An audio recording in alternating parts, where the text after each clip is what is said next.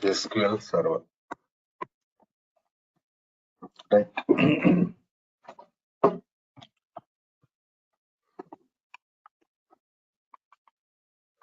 So introduction to DBMS or DBMS. Right.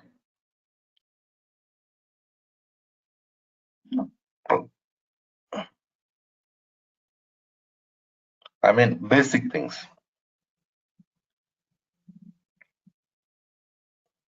Those things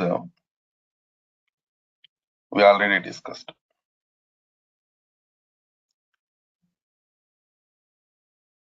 So now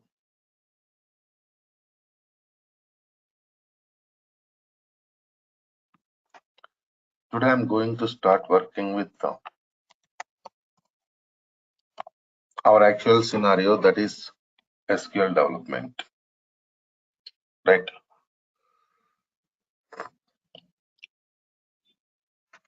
Correct, Aish. Yeah.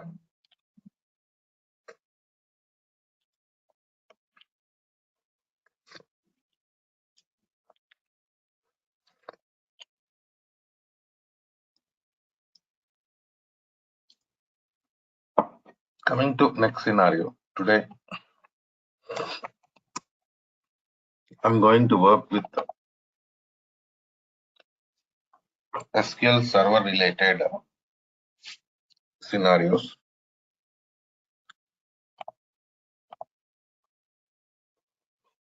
See, basically in project environment, we are going to work with minimum 3 servers. Okay. What are those three servers? Let us see.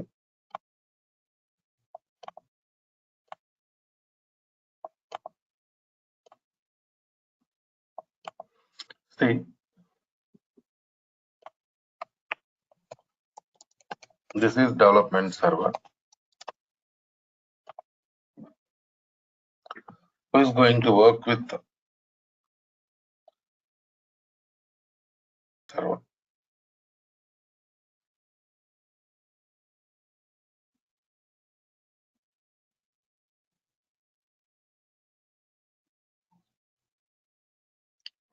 Developers. SQL Server developers will be there. They are going to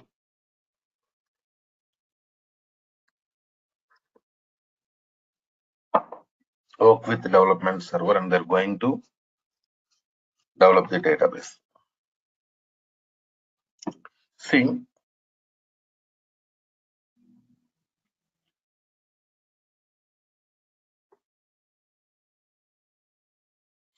what is the meaning of development?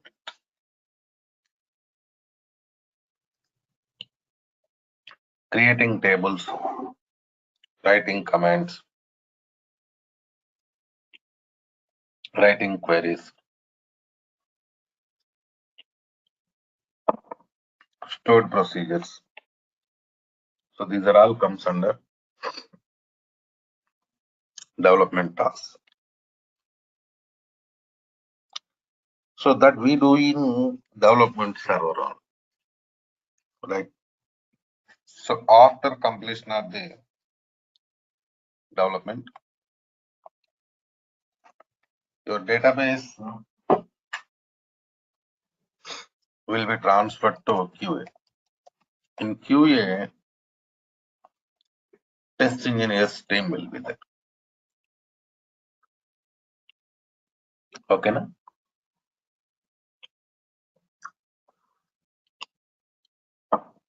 Here they are going to test the database developed by development team. After that, database will be transferred to production server.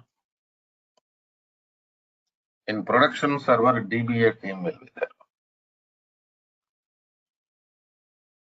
Database administration team.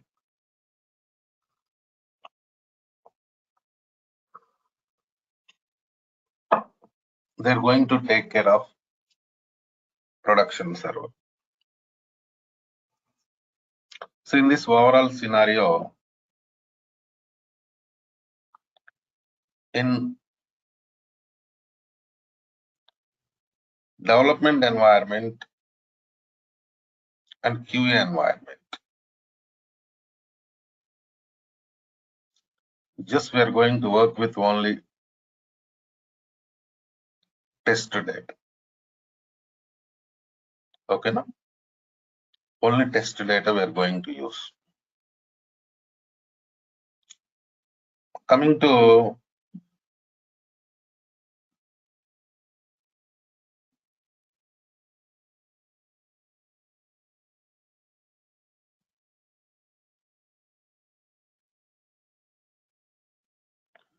next scenario.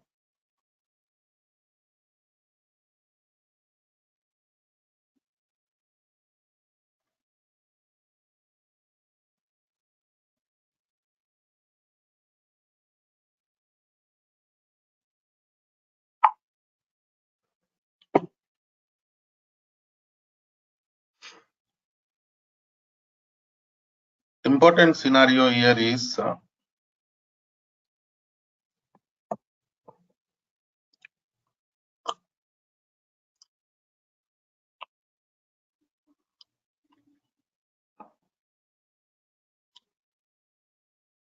based on data uses.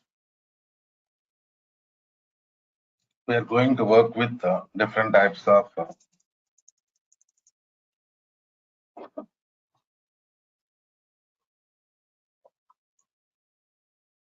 versions from SQL Server.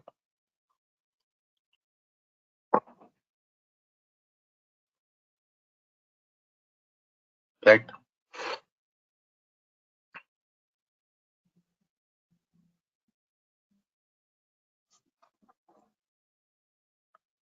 Okay, now because you take production server. In production server,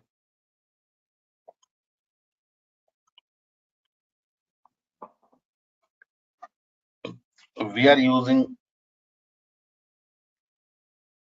customers data. I mean, we are going to store customers data. Right. In. So production is really important for us because most important data is part of production.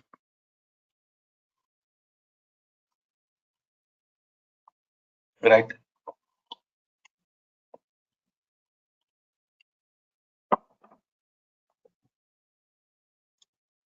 So now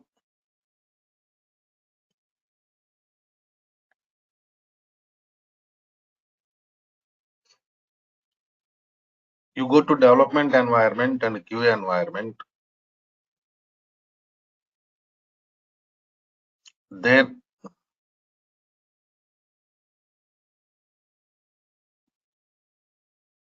we are not going to work with production data, just the test data only. So some features of the SQL server is more than enough for those servers. But coming to production server,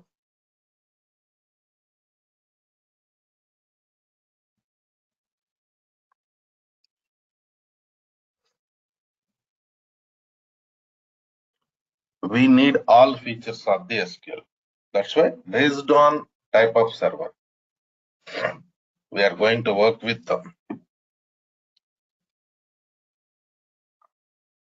different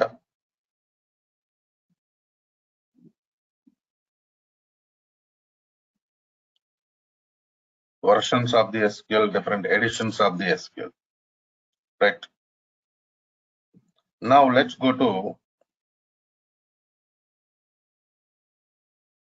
next scenario.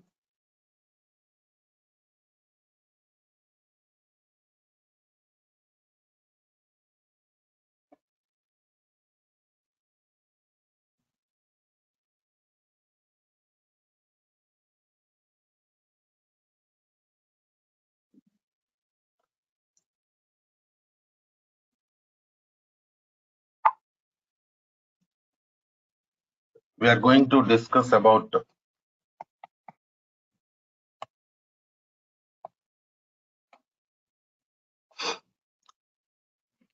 different versions available in SQL Server.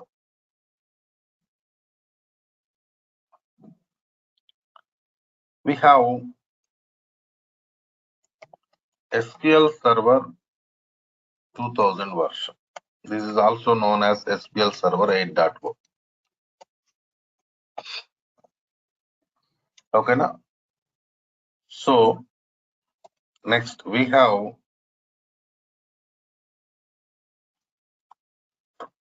SQL Server 2005, which is also known as 9.0. Then 2008 version 10.0. After that 2012 11.0, 2014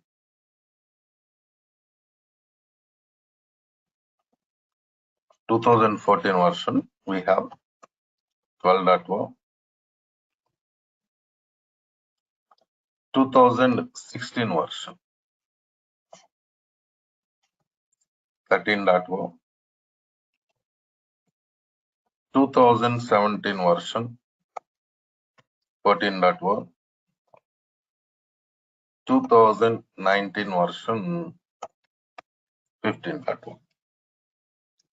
So these are the different versions we have in SQL Server to perform different types of tasks. So generally, if you have Windows 10 operating system, go for SQL Server 2019 only, right? Because compatibility is also really important for us. Compatible operating systems is required for us. In the same way, if you have SQL Server, Windows 11 operating system, nowadays Windows 11 coming, right, with laptops. If you have Windows 11 operating system, latest version is going to release, of course, already available from SQL Server, that is 2022. Go for SQL Server 2022. So these are all you can directly download from Microsoft, just for practice purpose only. Trial version is available. You can download them and you can install them. So coming to next scenario, I told you based on edition, based on server type,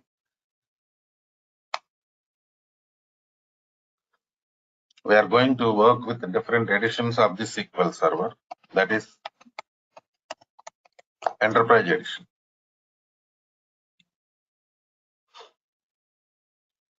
See, Enterprise Edition is top end edition of the SQL Server, right?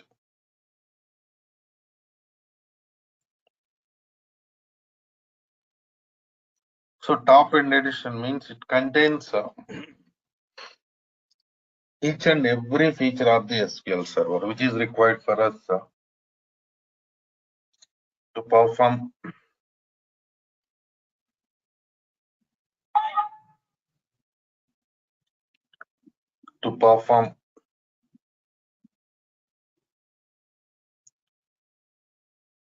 database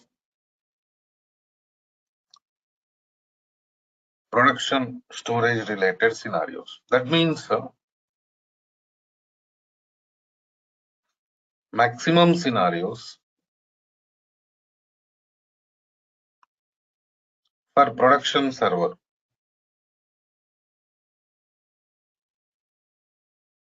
right? And maximum scenarios For production server, we are going to use enterprise edition only. Coming to next scenario, we have developer edition.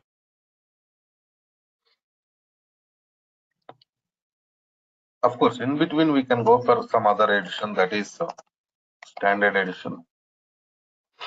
The major difference between enterprise edition and standard edition is cost will be reduced. Of course, features also going to reduce.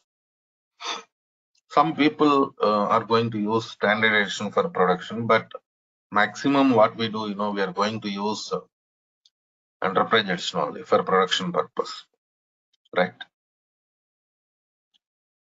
After that, we have developer edition, middle range, limited cost, limited features. Generally for QA purpose and development purpose,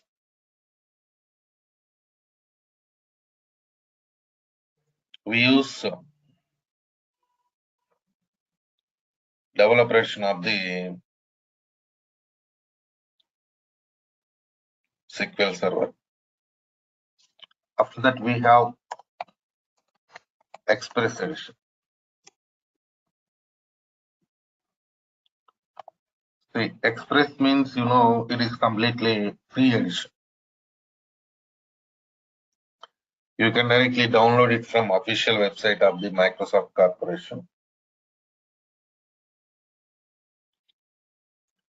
But Express edition can be used for only practice purpose. Real-time purpose, we cannot use Express edition. Okay, now. Real-time purpose, we use enterprise edition, standard edition, or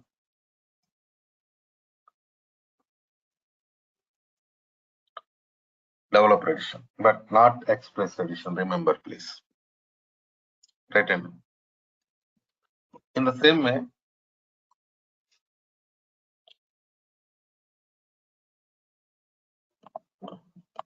let me show you how to download this one. Of course, I already prepared installation videos, but still I want to show you how to go for downloading SQL software for practice purpose. SQL Server. In search button, type it as like this: SQL Server 2019 download. Go to downloads website. But we are redirected to 2022. If you click on this download button, download under developer, but not Express. See that here it is showing developer edition, Express edition. Even this developer edition is also trial version for us, practice purpose only. Okay.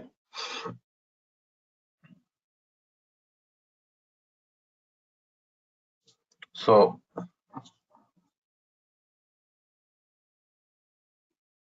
you can download it and install. Okay, now. An installation video I will share. Next, after completion of the SQL Server installation, you have to go for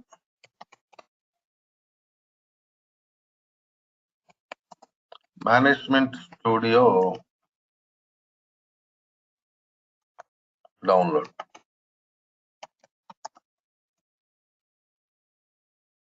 SQL Server Management Studio. Go to this website. Here you can see this 19.0. Previous version of the Management Studio 18, now it is 19. You download this version of the Management Studio and you can go for installation. Right. So in the beginning, what we do, we go for SQL Server installation. After completion of the SQL Server installation, we are going to download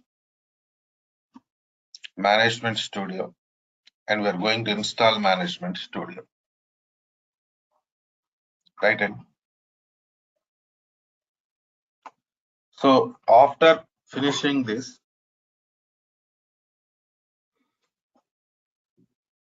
Management Studio installation,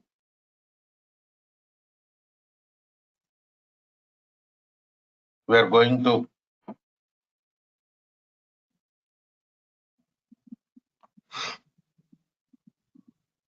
install, we are going to create database for practice purpose.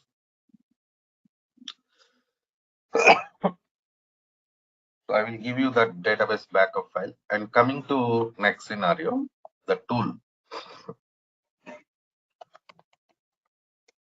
What is the tool we are going to use to interact with SQL databases? Tool name is Management Studio tool.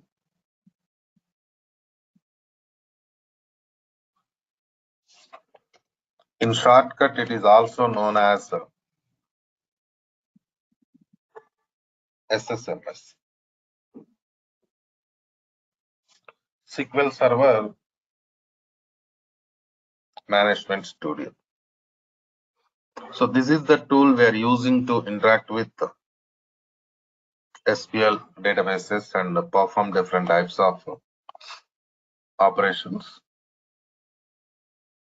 Now here we have Management Studio environment. Just click on Management Studio.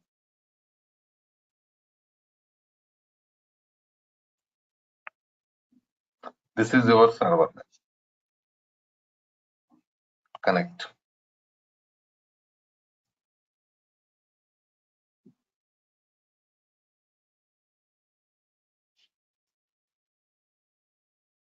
So this is Management Studio environment.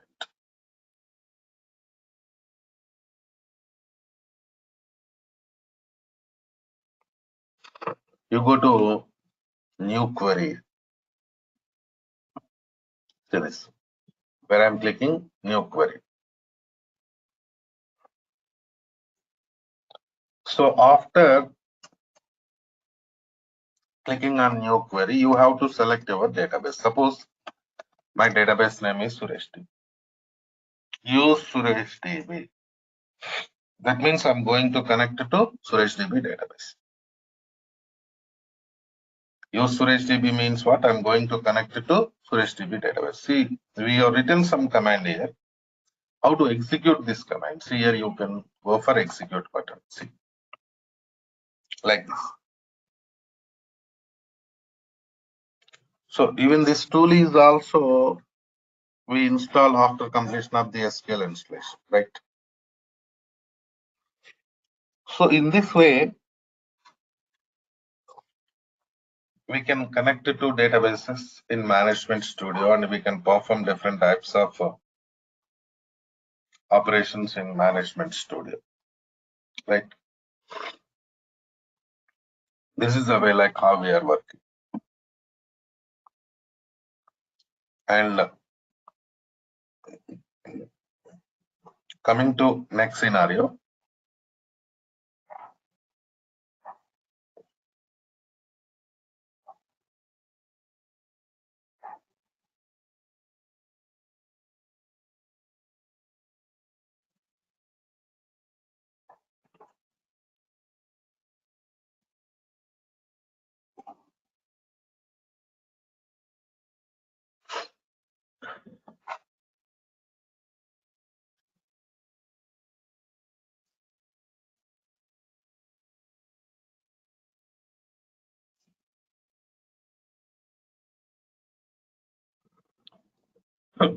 Now you have to go for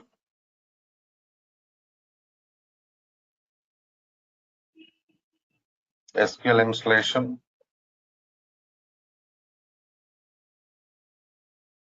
and you have to perform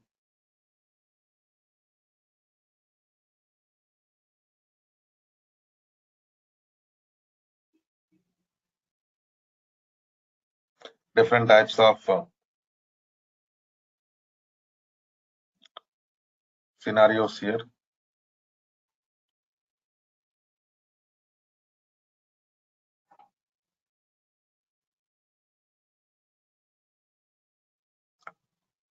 So now tell me, how many of you done with SQL installation, please?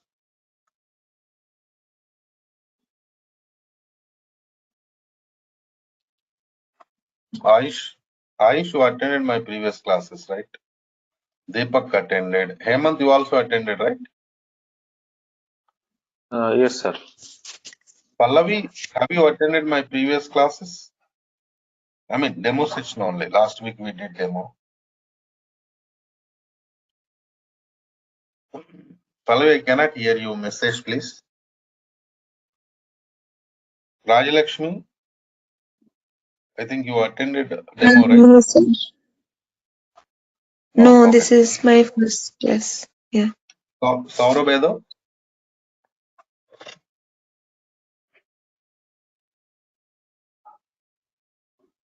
Saurabh? Okay, no problem. Let's do one thing. Installation is important. Try to go for installation of the SQL today, because next step we have to start working with practical scenarios. That's why I'm requesting you all, go for SQL installation.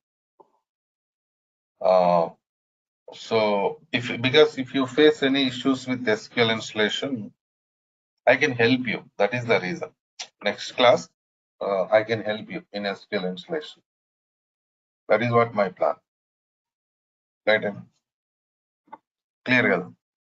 So let's do one thing. So take it as new participants, you take it as demo. Old participants continuation class, right? Anyhow, I'm going to start practical part from tomorrow. Lengthy sessions will be starting from tomorrow only. Okay, na? Right then. See you tomorrow.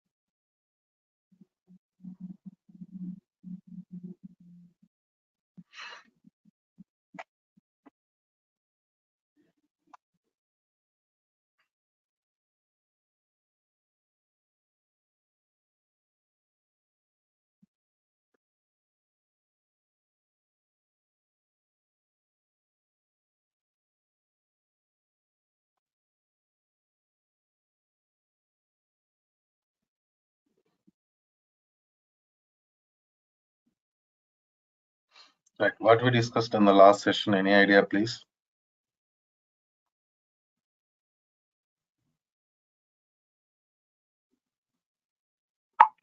Hello?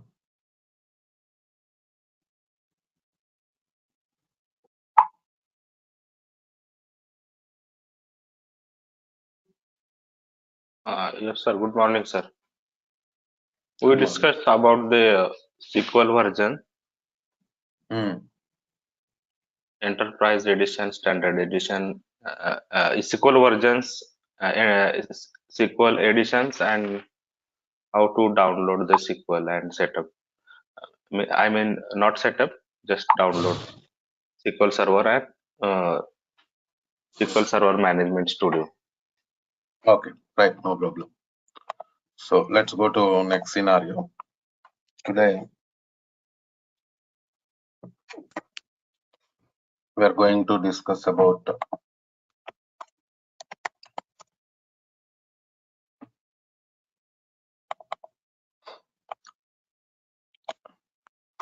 data types concept. So what are the different data types available in SQL and how they're going to work? That and all I'm going to. So coming to next scenario.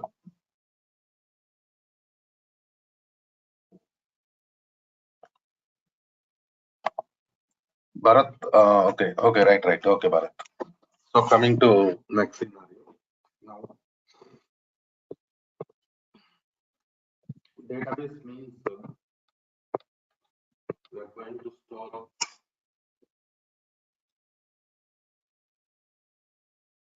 different types of data. example, numbers, characters, date time data, currency values. Okay.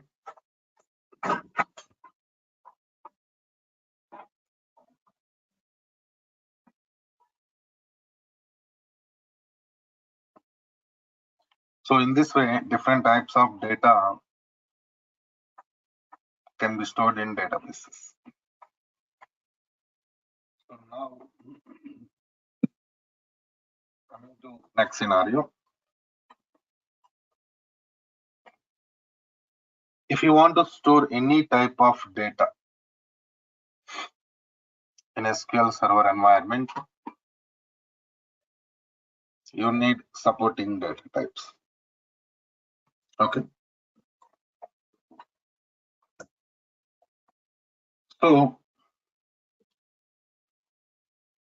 what are the data types available in SQL? That is really important. Today, I'm going to discuss about them. Tomorrow onwards, we are going to start with practicals. Right. So, coming to data types concept, number family. So, in the beginning, we have to discuss about number family data. So, number family, we have different data types again in the number family. So, what are those data types in the number family?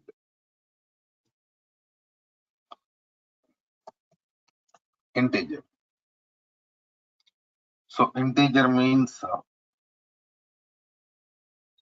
it is perfect number. It will not accept any decimal values. That is what integer concept. Perfect number means what? Without decimal values. Right?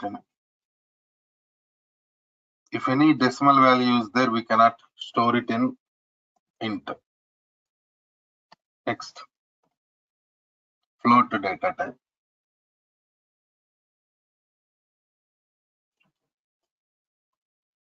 See, in float data type,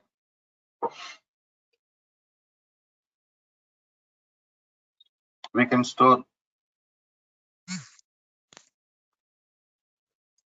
only decimal values. Okay.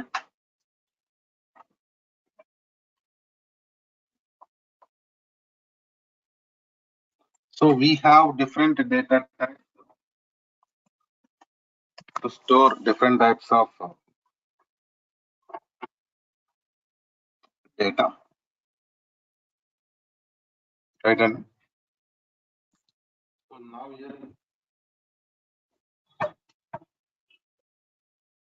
integer for perfect numbers, float for decimal values. Hello. Sir, you are not audible. Clear. So here we have some other data type also. Right, now I think it's okay. Yes, okay. Sir, Is numeric data type. This also comes under number only, numeric of p comma s. See,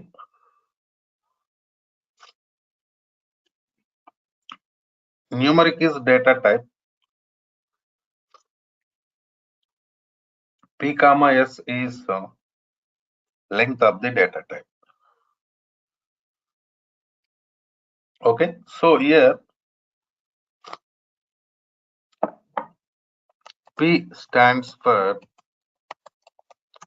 precision and S stands for scale. P stands for precision, S stands for scale. So what is precision and scale? We'll go for some example. Suppose I'm giving it as numeric of 5 comma 2. Write in. So 5 is precision, 2 is scale. Here, precision indicates total digits in the number. Total digits. Scale indicates number of digits after decimal point. So total 5 after decimal 2. That means we can go for 3 before decimal, right? Suppose this is decimal point. What is the scale value? 2. Scale is 2. That means you can go for 2 digits after the decimal point. Like, so total 5 we have given 2 after decimal, so we can go for 3 before decimal. So this value is scale and the overall value is precision. This is numeric data type. Is it clear or any questions, please? Numeric data type is clear.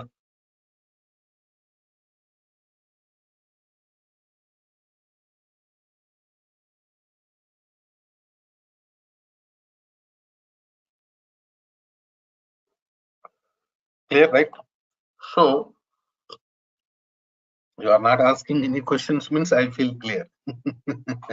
Right? So these are the data types we have in number family. Next step, we are going to work with the character data. So char of length. See, this is known as fixed length character data.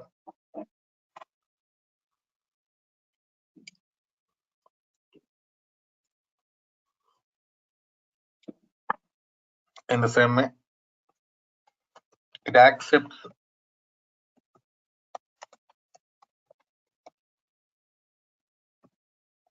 alphanumeric data. Alphanumeric means what? Mixing of character and number. Mixing of character and number comes under alphanumeric. It accepts it. Then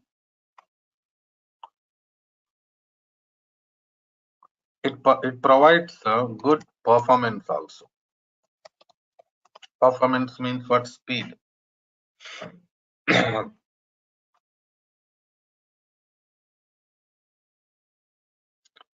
Accessing speed of the databases comes under performance.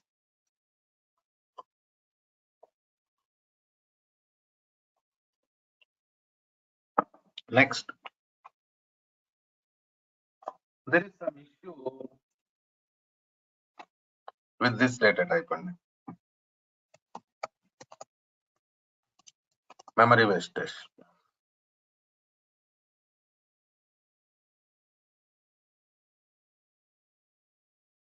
So when we are working with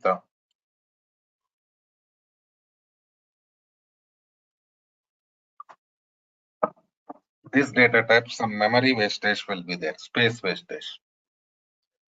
But now the question is how this space wastage occurs. That is a question. I'll give you an example. See, we already discussed in SQL we can store data only in the form of tables, right? And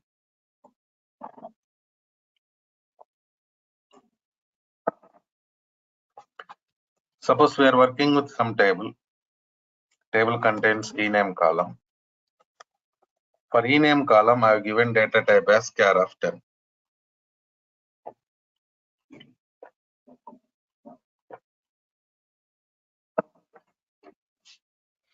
That means maximum of 10 characters can be inserted into ename column.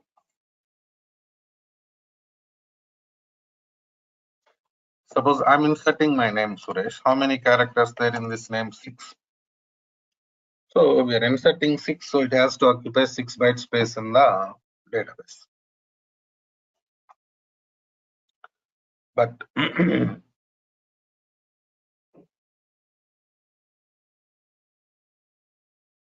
what happens,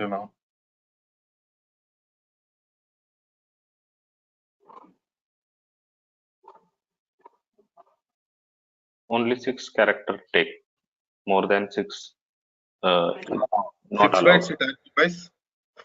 6 bytes it occupies for the data, whatever we inserted into table. But extra 4 bytes it will go for blank padding. Blank padding means what happens? Null value is going to store. So unnecessarily we are going to lose data.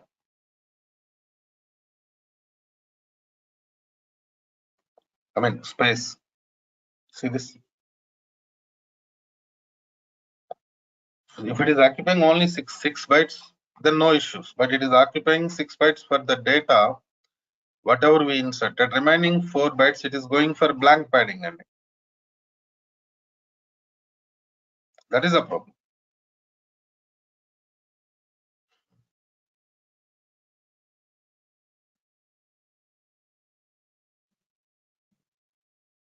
So because of that reason only, some data loss will be there when working with this data type. But still, why it is there in SQL? Common question, right? Because we are going to work with some fixed length columns in the database system.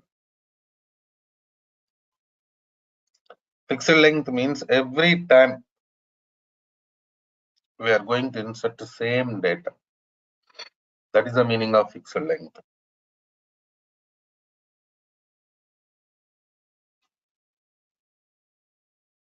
True, true, true, false, false, false. This type of data we are going to insert, right? Some columns, every time same data.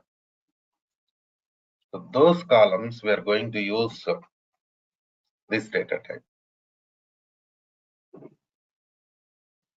Otherwise, what happens, we are going to work with the var of length. This is known as variable length character data.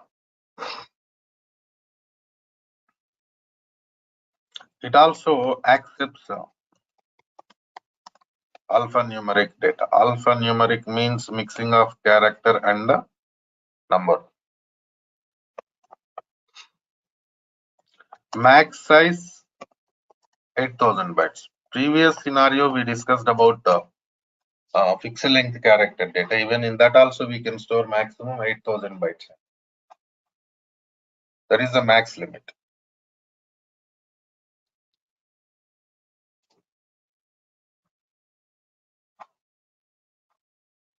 So in the same way, the only difference is no memory wastage. In this data type, what happens, whatever the data you are going to insert, it occupies memory for that only. No wastage. Right. So because of that reason only, maximum scenarios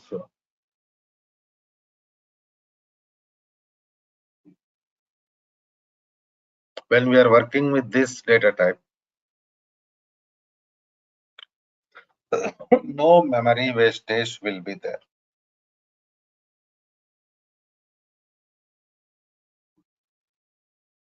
That's why maximum for character data storage purpose we use varchar data type only.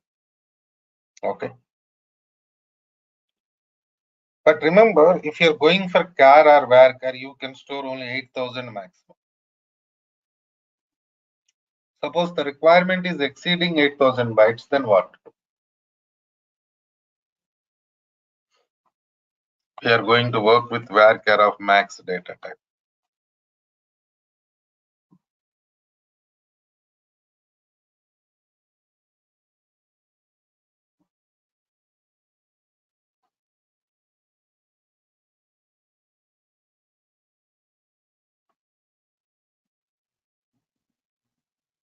So varchar of max, everything like varchar data type only. Same scenarios. Variable length character data accepts alphanumeric data. No memory wastage, but only difference is max size 2 GB.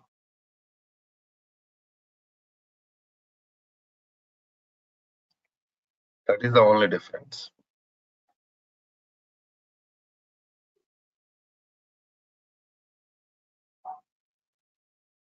Right?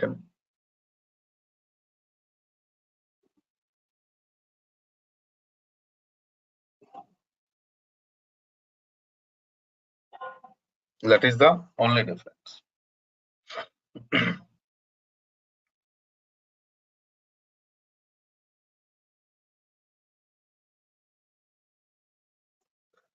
So coming to next scenario. Now,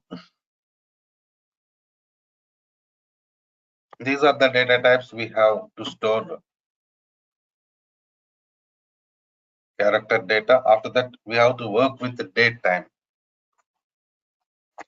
We have different data types here. Small date time. I'm sorry. When we are working with this data type, we can store data up to 2079. So this is the maximum limit we have. Right? And up to 2079 year, we can store. But in the same way, we have some other data type, date time also. In date time data type, we can store data up to 9999 year. So this is the maximum limit for date time. But remember, if you're going for small date time or date time, you can store date value and time value also. Date value and time value also can be stored.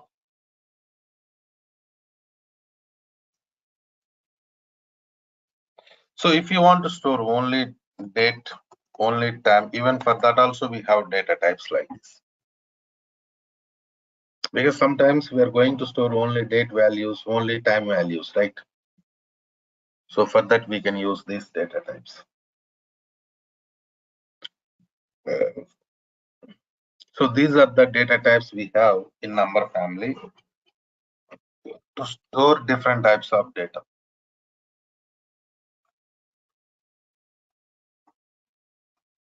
Right? And so coming to next scenario, we have money data type. See, what is the purpose of money data type? It is used to store currency values with the symbols.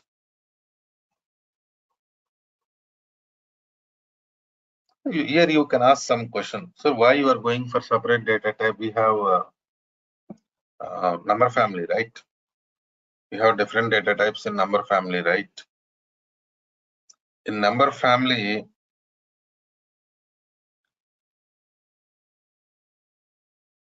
we can use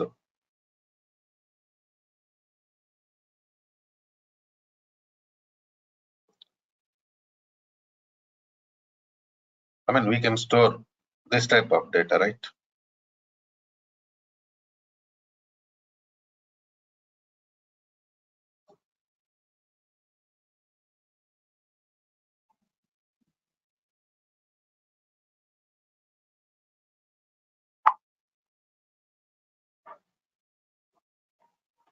Then why you are going for separate data type? Because there is some symbol, dollar symbol, check it. What is this dollar symbol? Special character. Of course, that is currency symbol, I'm accepting, but it is special character. So in number family, what happens, you cannot store characters and special characters. That is the scenario. So you want to store currency values and you want to go for calculations also. Right? You want to store currency values in the same, you want to go for calculations also. Then we are going to use this money data type. Remember, please. Then we have XML data type also. XML means like a file system. So XML storage we are going to do in SQL. There we are going to use this data type. Okay. So these are the major data types we have in SQL environment.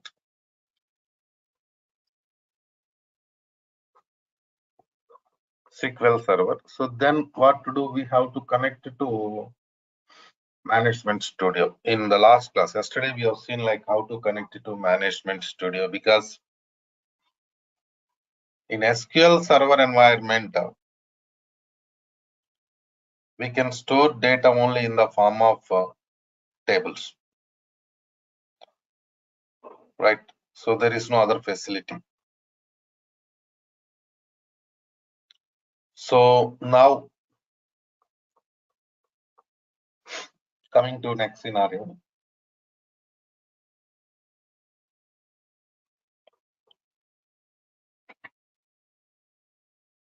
To create tables, to develop all scenarios, we need some tool. The tool name is Management Studio only.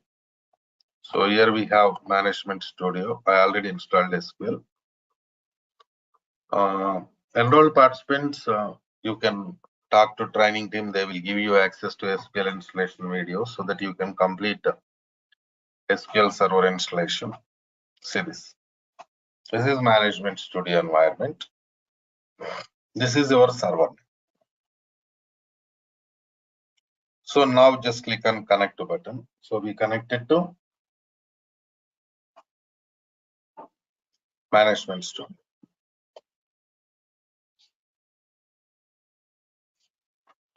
So here if you want to write queries, because generally we are working with the SQL Server, means we are going to write queries, right? Go to new query window. So in this window, we can write and execute queries. But before that, we have to select our database name. Suppose my database name is Suresh DB. How can I select database like this? Use Suresh DB. Execute this statement so that you'll be connected to Suresh DB database. See here you have execute button. See that. Click on this. So what happened now? You connected to Suresh DB. Right in. So after doing this task, after connecting to your database only, perform other type of operations. Perform remaining operations.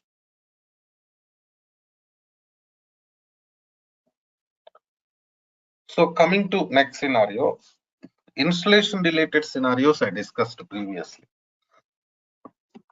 Like who is going to install SQL Server? DBA. DBA is going to install SQL Server.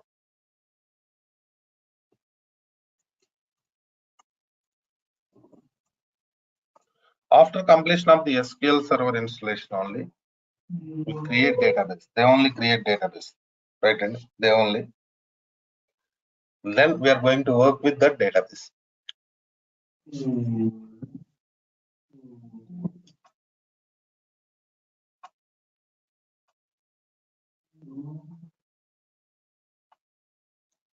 Now coming to next scenario.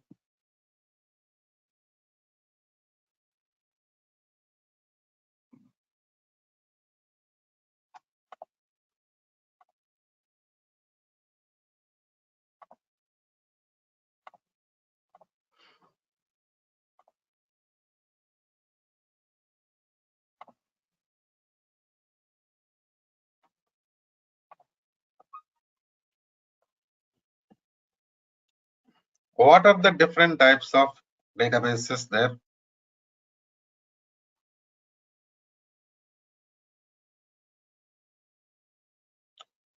Because we have different types of databases. System databases, user databases. See, you are developer. See, this training is development training.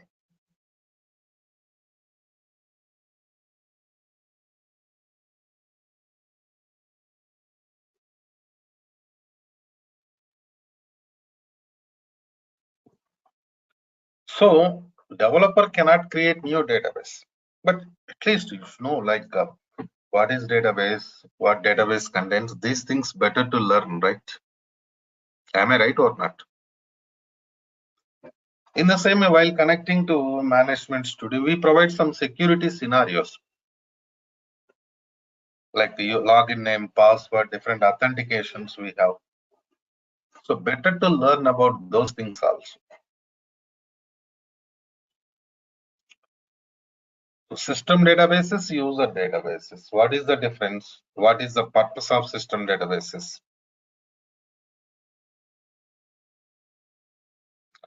Better to discuss all these scenarios. Because if you start working with the commands, queries, then you cannot go back to these things. That's why better to discuss these things in the beginning only so that you'll get perfect idea. Okay, fine. So from where we are going to start? What database contains? How data stores in the database? You'll get overall idea in the beginning only, so that the things becomes easy for you to understand, to work, right? In the same way, the language we are going to use is SQL language. SQL stands for what? Structured Query Language.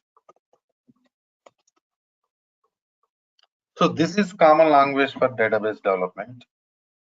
By using SQL language only, we are going to develop different databases. I mean SQL environment. In the same way, we have SQL also. SQL stands for Structured English Query Language. In the beginning, there was common language SQL only. Now it is SQL only.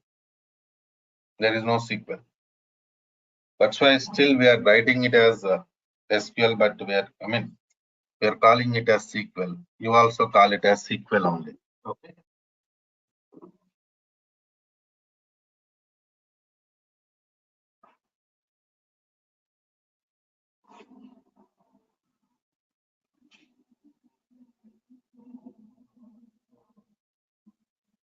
So in the same way, this language SQL contains some sublanguages. DDL, data definition language. DML, data manipulation language. DRL, data retrieval language. TCL, transaction control language. And DCL, data control language. See, your important thing is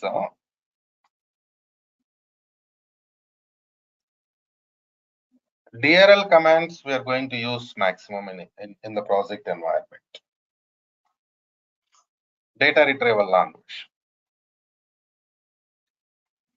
So DRL means what? Retrieving data from the tables.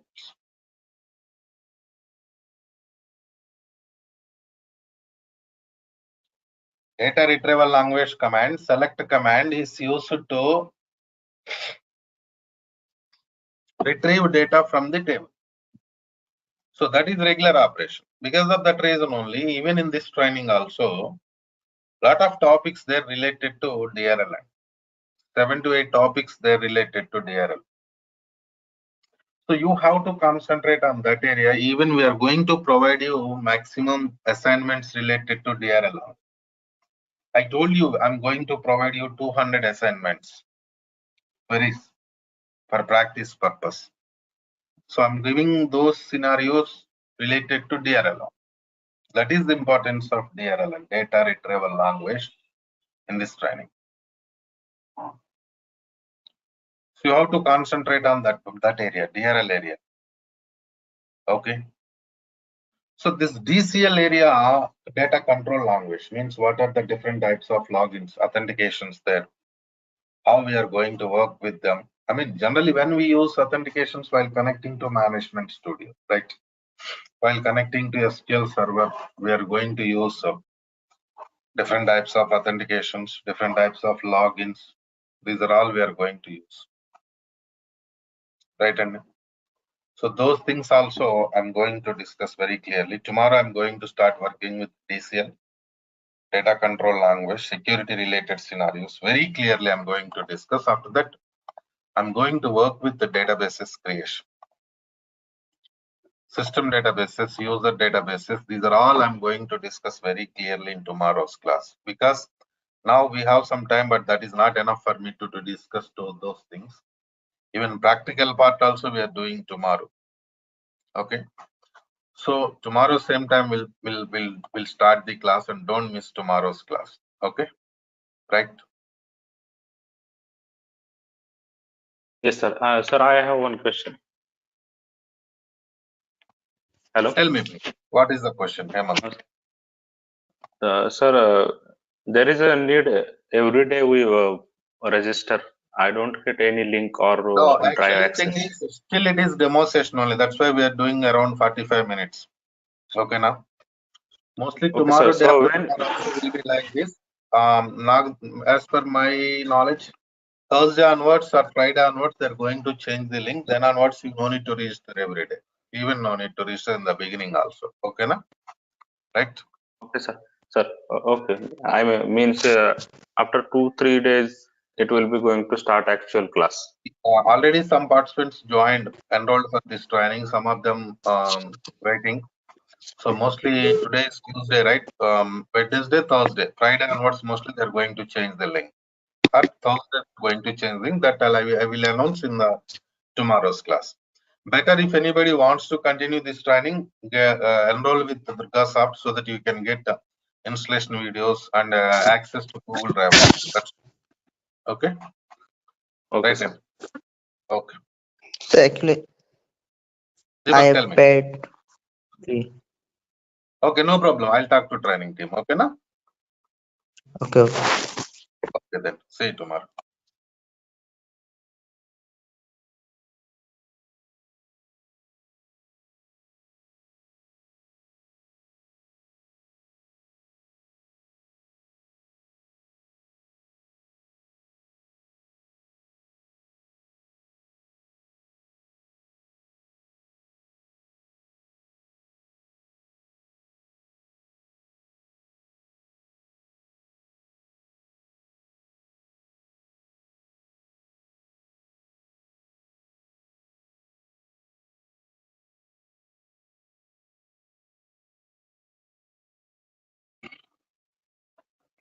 Right, all of you. So let's connect it to management studio.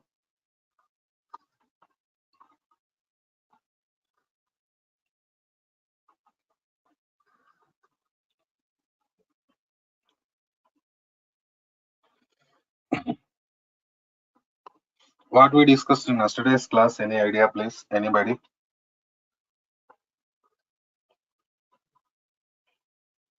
Any idea? Data types discussed, right?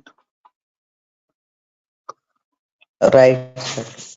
After that, today we have to start with commands part. So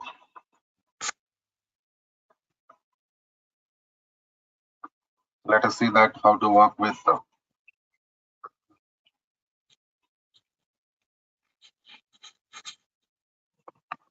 commands part.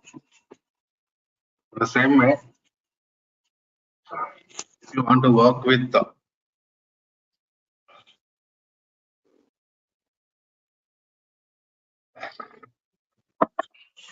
command part, you should know how to connect it to Management Studio. This is Management Studio. Here we have, and from this only we are going to perform different types of commands. We are connected to new query window like this. But after connecting to new query,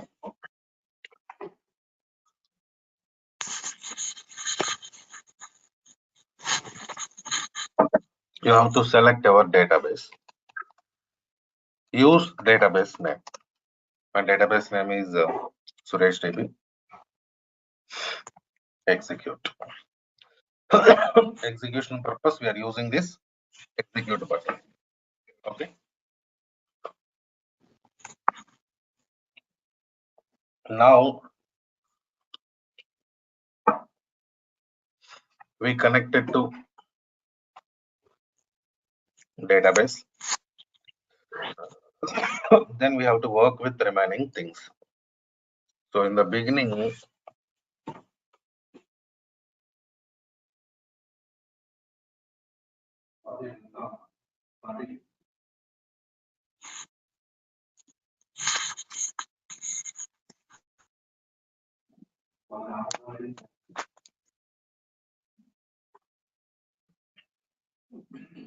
sorry, we are working with the DDL commands, data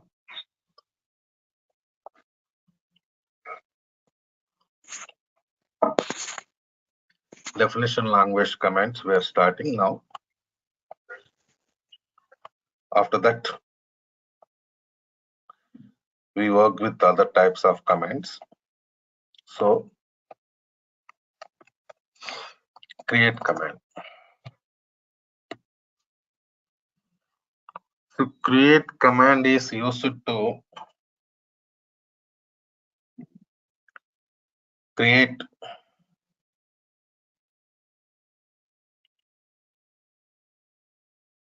tables in SQL Server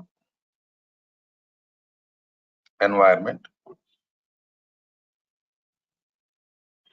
Because see,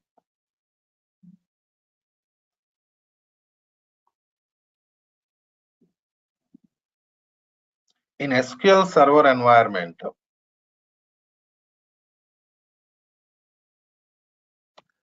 data can be stored in the form of tables only.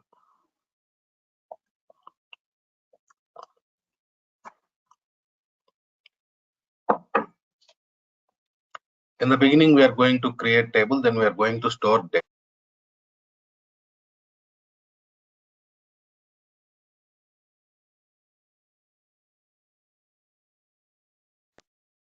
So let us say that create table. Suppose table name I am giving it as product.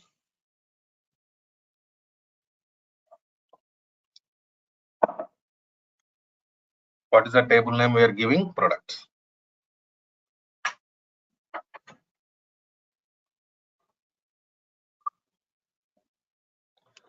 So start bracket. Inside bracket,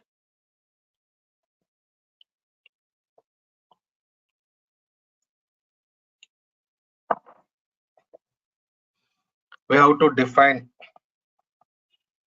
columns because table contains columns, right? Suppose product ID integer, comma.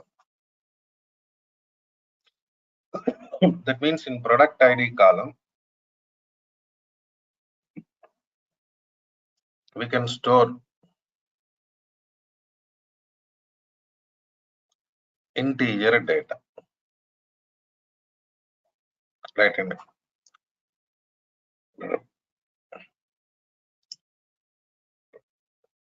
Next, product name column. Suppose varchar of 20. Character data. Maximum 20 characters. Next, order date. Date time.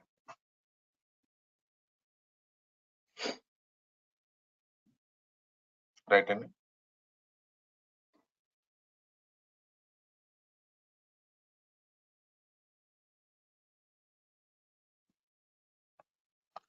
After that, we have color of the product, that is varchar of 20, close bracket. Execution done. Okay, now see, here important thing is we created this table with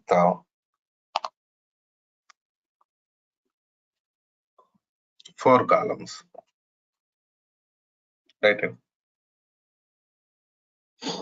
But we can create table with maximum of 1024 columns. That is the limitation. Okay. Coming to next scenario. Now, table created means we just created only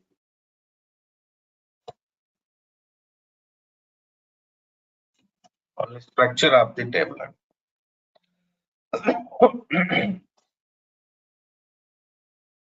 Okay.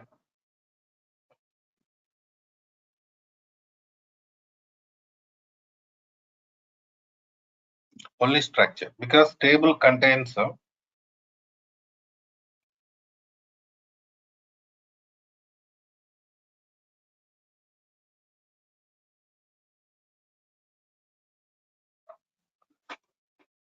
columns and rows, right?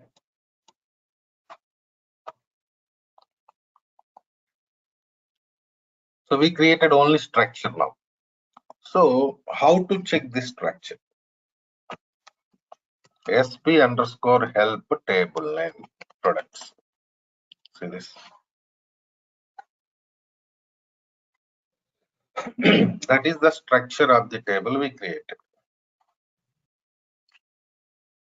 Right? And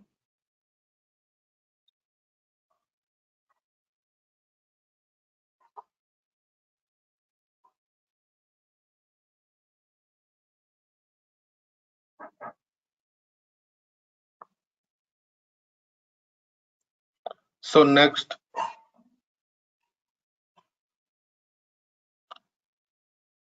SP underscore help is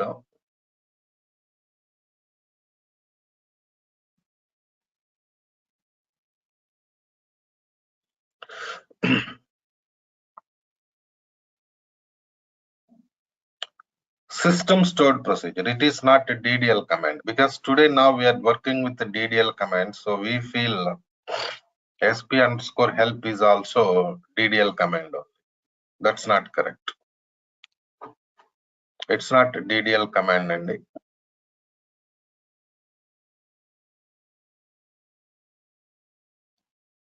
So now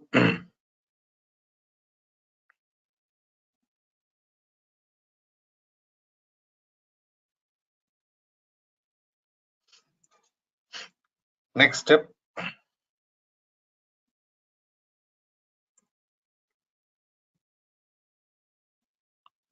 table already created,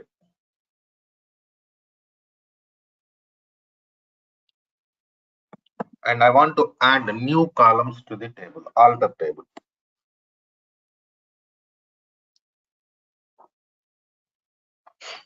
Adding new columns, because table already created, it is there in the database, right? Alter. Suppose alter table product, add. Suppose I want to add sales amount integer, comma. In the same way, category varchar of 10, like this. Done. That means what happened now? We added new columns to the table. How we added new columns to the table? By using alter add command. Right. And by using alter add command, we added new columns to the table. Check it. So if you want to check it, What to do? Go for sp underscore help products because structure, right?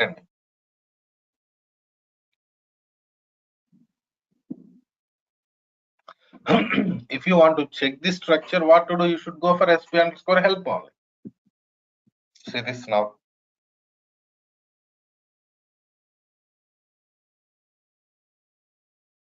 Added new columns added to the table. See here you can see added columns.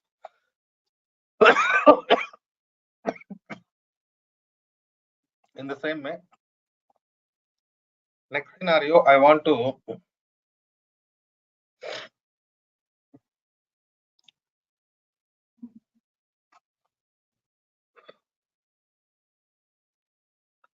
drop columns from the table. Suppose there is some column category column. I want to delete only category column from the table. Alter drop. See this alter table products. Drop column category. So now what happens, see that that particular column, category column dropped from the table.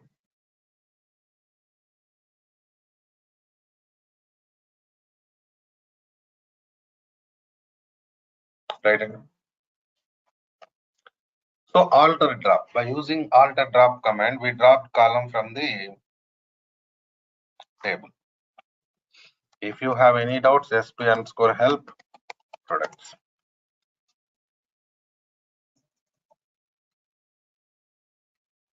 See this, there is no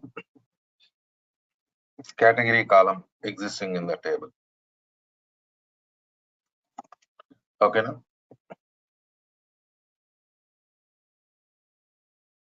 Next we have product ID column. What is the data type of product ID column? Integer. So at the time of table creation, we have given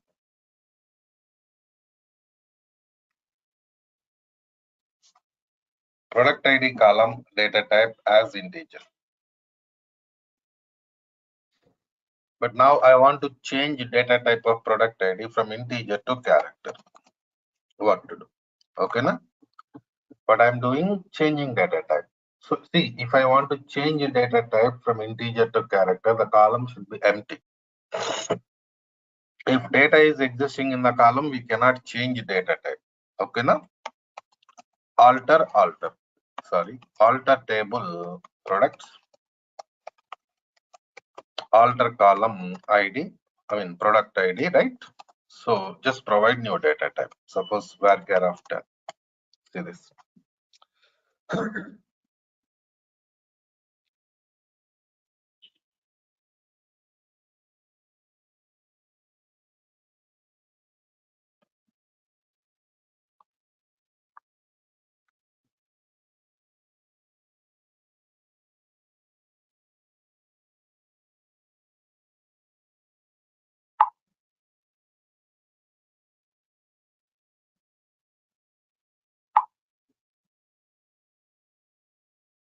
Right, and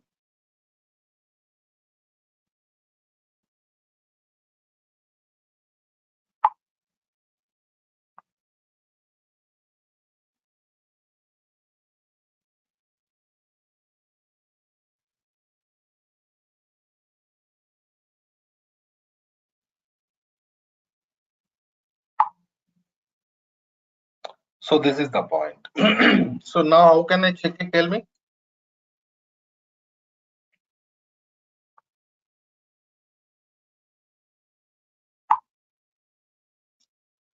So I can check it by using sp underscore help table name products.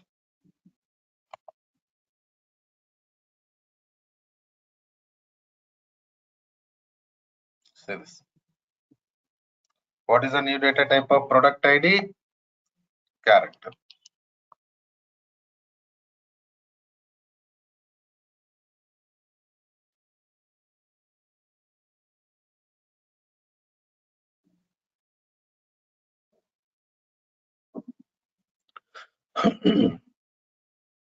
Right? In?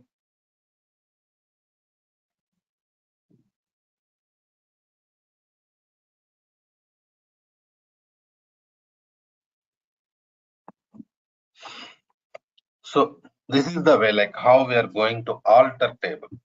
So you create a table in the beginning. After that, you are going to, you just added new columns to the table and dropped column, change data type of the column. So different types of operations you performed. Right? And so now next command, truncate command. What is the purpose of truncate? Truncate command is used to delete data from the table. What it can do, only deleting data from the table. Deleting data, not structure. Of course, there is no data right now in the table, but still concept is it is used to delete data from the table. So truncate table products done. Execution done successfully. Now only thing is we have to check whether table structure deleted or not. See this. Table structure not deleted. It is there only structure. Please check it.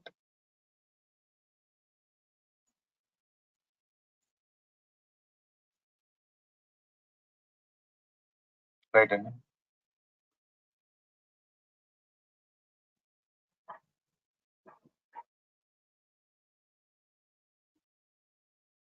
So next command, drop command. So drop command is used to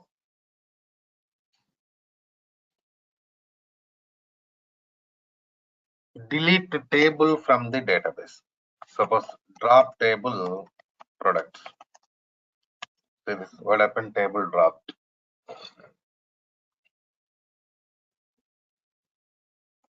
Now sp underscore help products.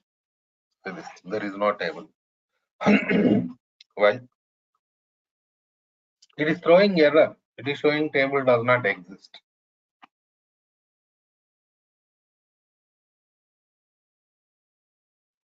Why it is showing like that? Because table deleted. Because we dropped the table by using drop command, right? So if you want to work with the same table, what to do? You have to create it again. See this. How I'm going back like this, Control Z. By using Control Z, we can go to previous commands in Management Studio, new query. Okay, new query window.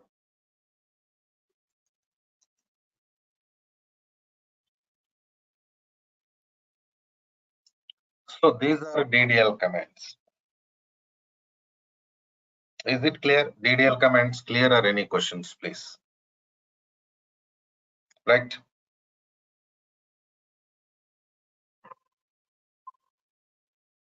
Okay, now.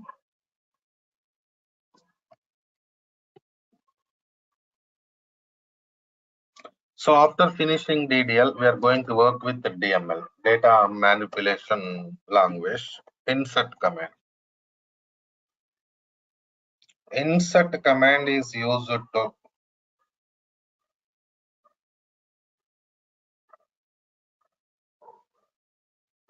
insert data into table. Suppose insert into products, values, keyword, syntax, ID, product ID, suppose P1, product name, suppose car. Next, order date, something date here, comma, color of the product, white color, comma, sales amount, something like this. See this data.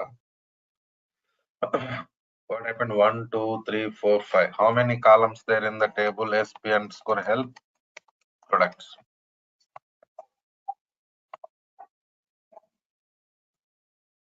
Oh, only 4 columns available.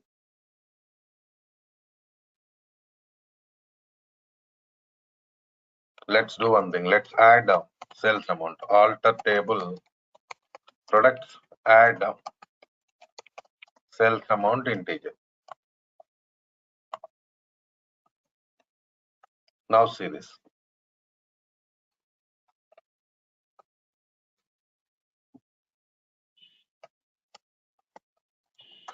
Oh shit. We created table again, right? Wait. Alter table products, alter column product ID varchar. So make it 20. Now it works. See this. Data inserted. But my question is, we used single quotes for some values, but for some values we have not used single quotes. Why? The reason, these are character data type columns, date time data, character data, number family. Not only insert command, anywhere in SQL Server, any command. While working with the character data, date time data, single quotes are mandatory. If you are working with the number family, no need to go for single quotes.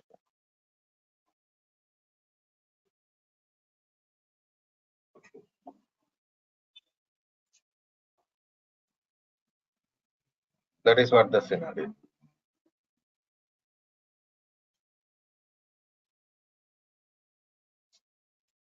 Okay.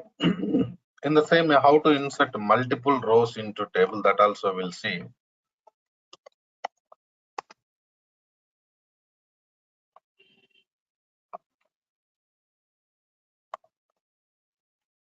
Here go for comma, start bracket. Again, no need to type insert command.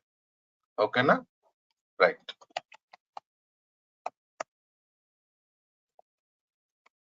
So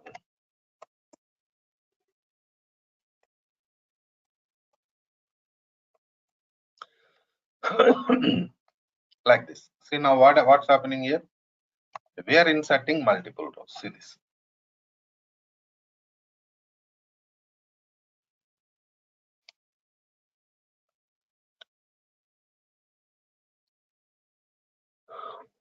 By using this scenario, we inserted multiple rows into this table.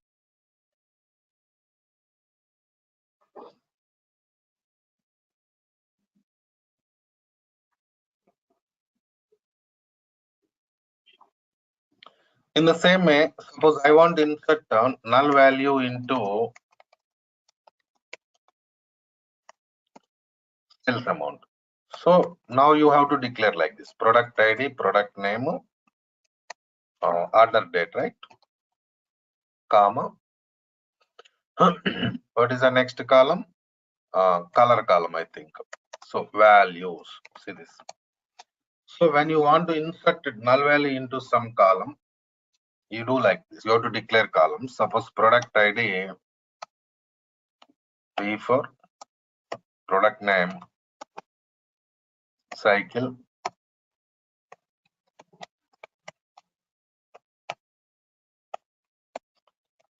Suppose like this. See what happened now? Row inserted. Row inserted into table, but only product ID, product name, order date, color, but no value inserted into sales amount. Means null value inserted into sales amount. Select star from products. So this command is used to retrieve data from the table. Basically, the select command is not DML, it is DRL. We want to see the data, that's why I'm using this command now. Otherwise, it is not a DML command. See this.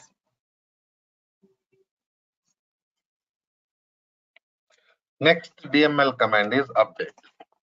Used to update or replace old data with new data. Update product set.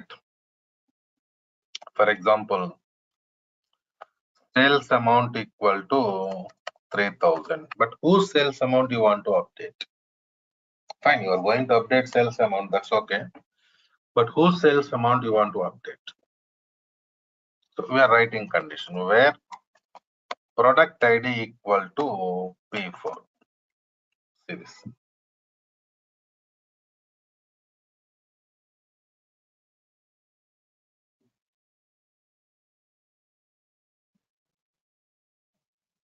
So product ID P4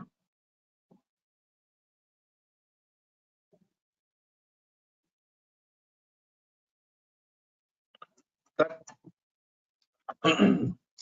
product sales amount updated. If you have any doubt, say this.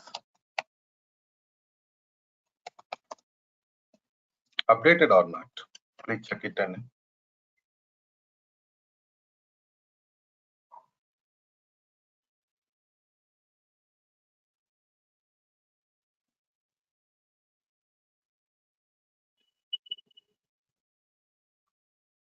updated, right?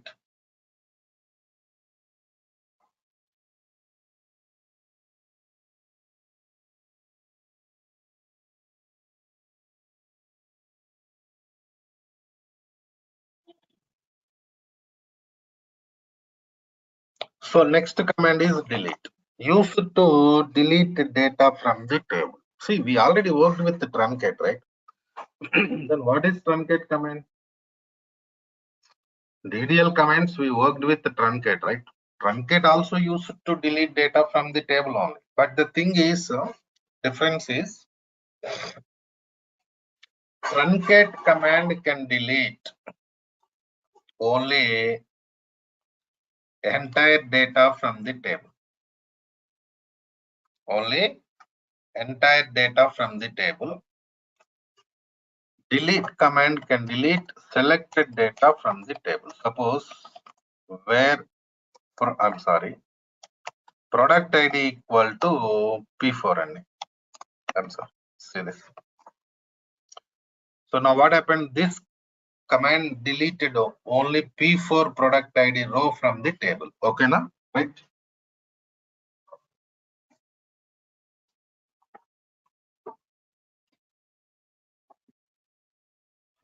But you cannot do this task by using truncate.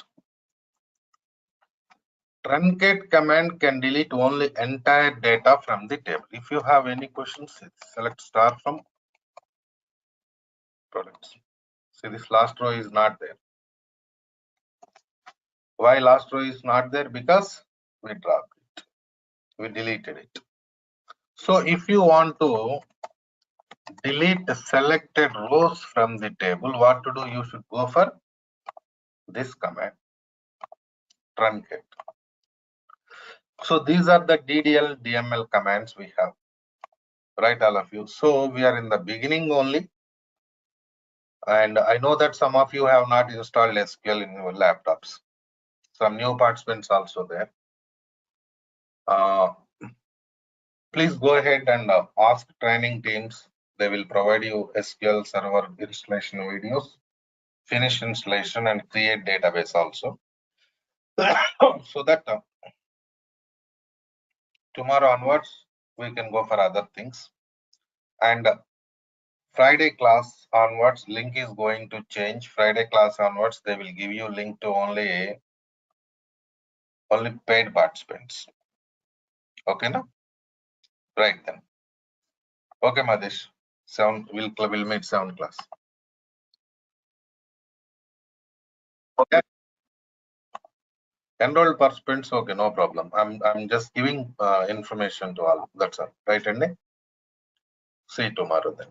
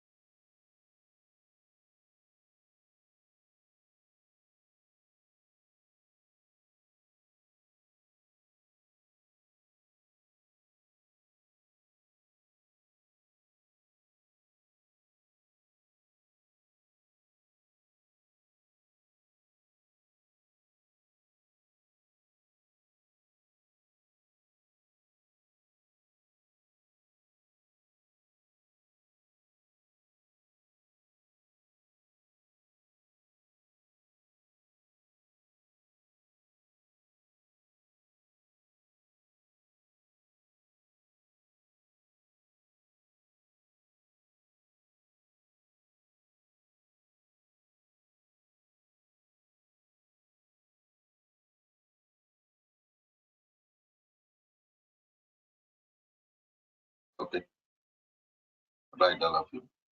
So let's connect it to Management Studio. So what we discussed in yesterday's session, tell me please. What was the topic we discussed in the last session yesterday?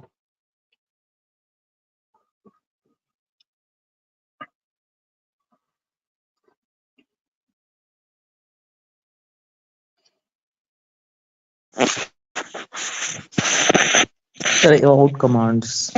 Insert, update, run. DTL, DML commands we discussed.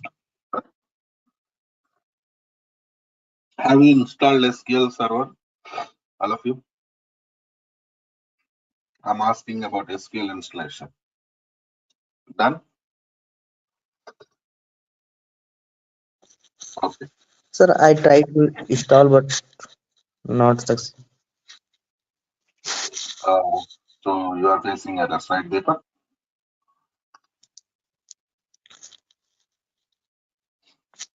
Okay, no Sir, I am problem. trying to install Ubuntu. That's what, yeah.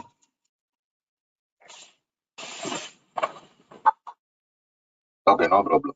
So let's go to next scenario today.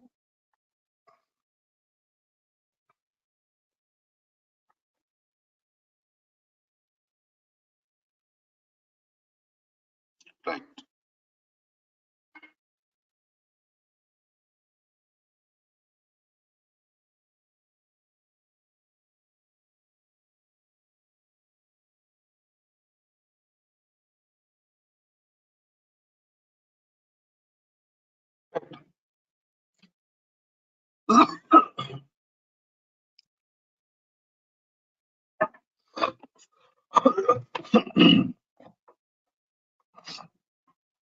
So I think we have some new participants again today. Jashwant Krishnan, you're new, right? This guy Shubham Palkar also new. Yes, sir. Okay. Jashwant, we already done with some sessions. Okay.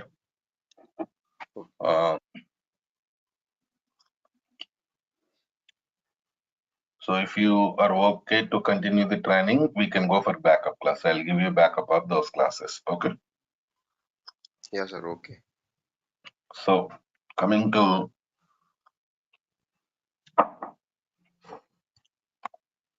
next scenario.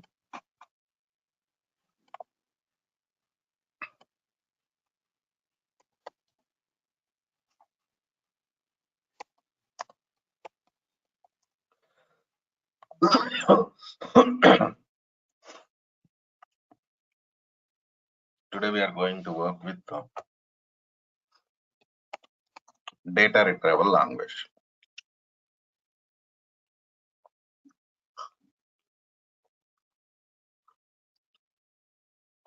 See, only command of the DRL is select statement. So basically, select statement is used to retrieve data from the tables. For example,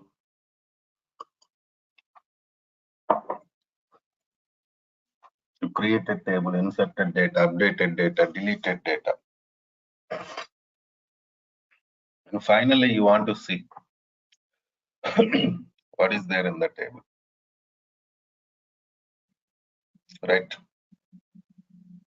In that case, we are going to use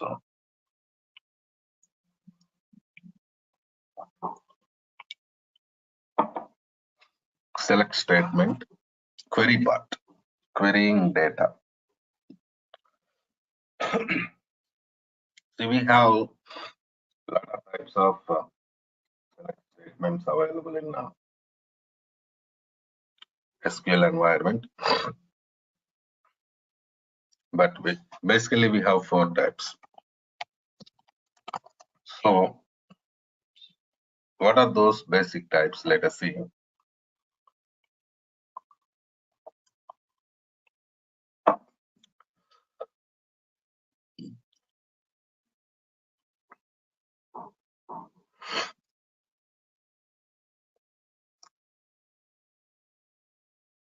Select star from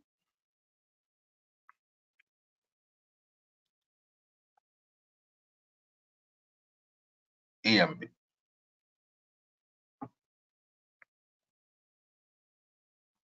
Right.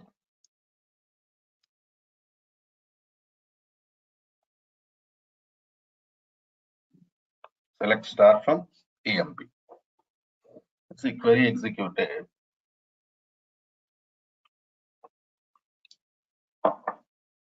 It retrieved entire data from the table. All columns, all rows retrieved.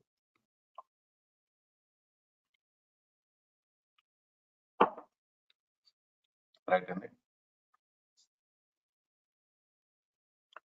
All columns of the table, all rows. But here I'm using star operator.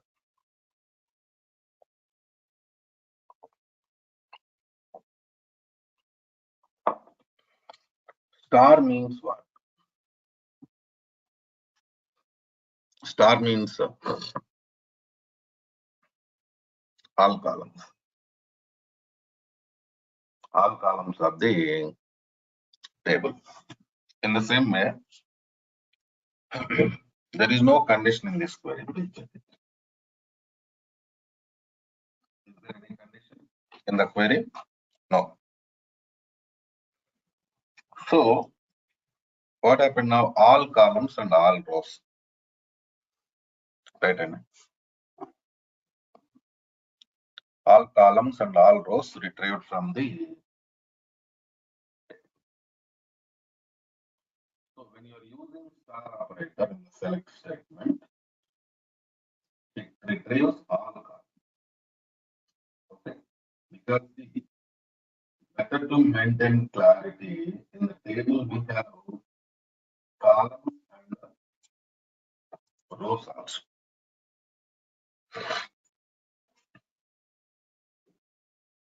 Right. Columns means structure of the table. Rows means data.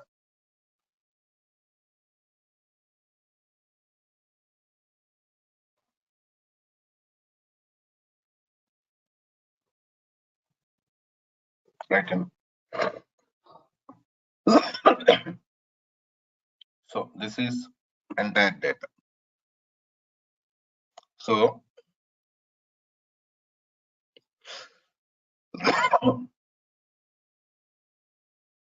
next step, I want to retrieve all columns,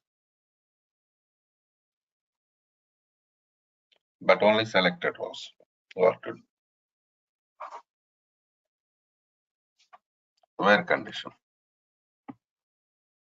See, here we have department number column in the table.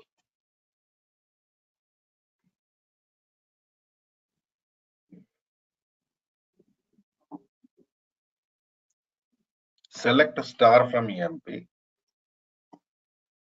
where department number equal to 10. Check it, what happened. All columns retrieved only. But coming to rows only. Selected rows retrieved. Please check it.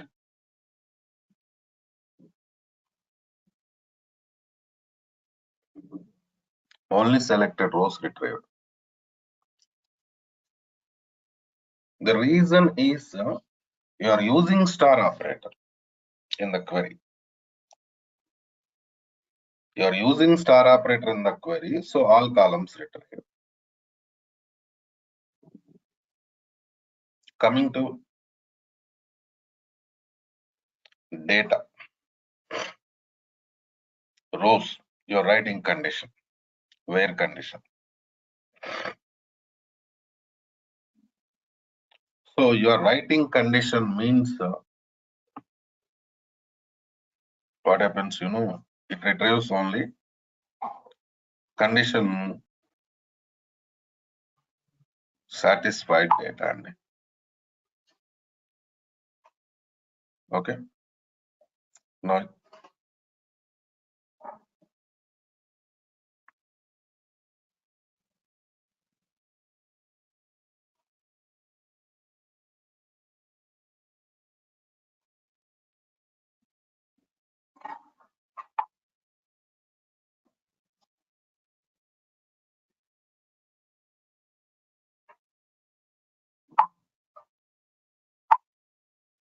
so next model,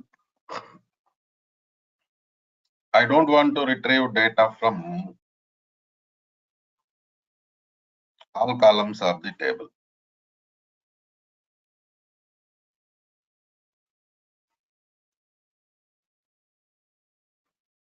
Right. And see, if I want to retrieve data from all columns of the table, then I have to write star operator. I have to use star operator. But here important thing is I'm not going to do like that. Suppose I want to retrieve only e-name and salary.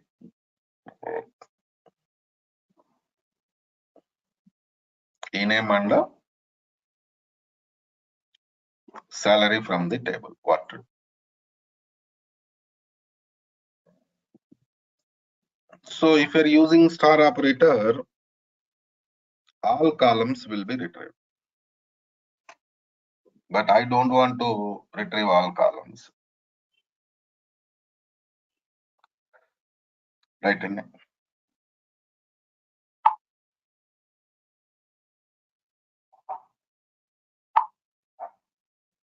So let's go for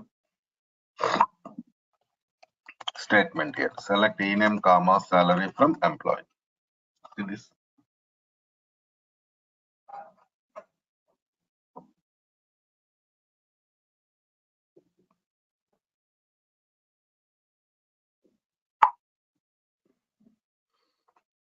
What happened?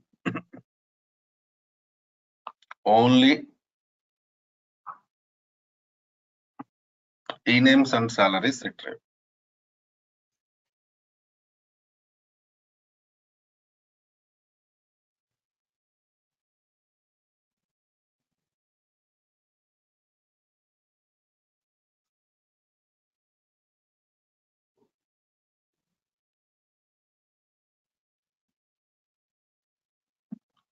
All e-names, all salaries retrieved. Please check it.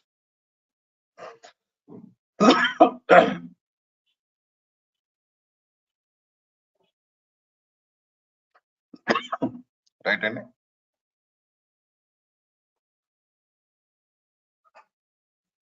all e-names and all salaries retrieved.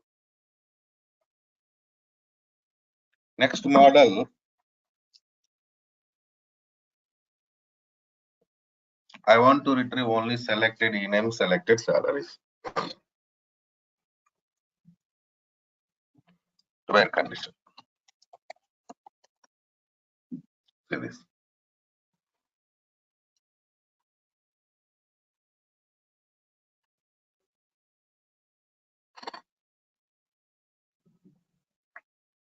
What happened now?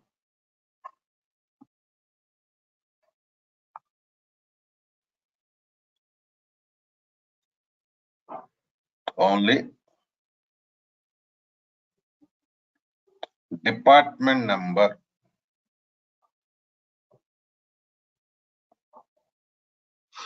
ten related e-name salaries retrieved. Please check it. Selected data. Right, and that is the scenario.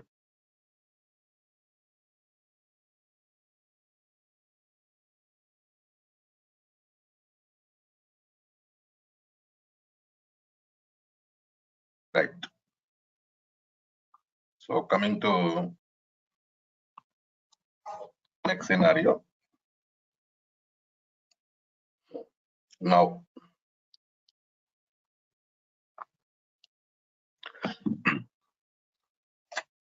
these are the basic types of select statements. Practice. Because if you are practicing these things, you'll get clarity. Okay. So coming to next scenario. Now,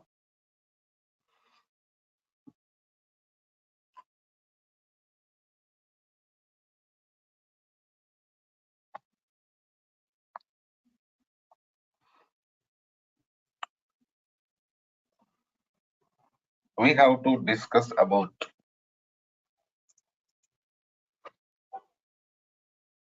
security part. See, while connecting to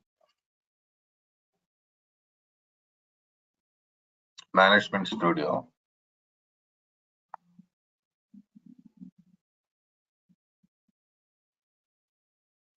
we selected some server name.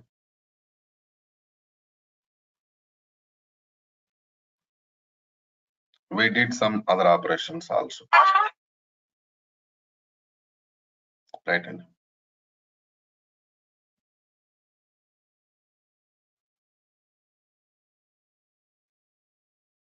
So now,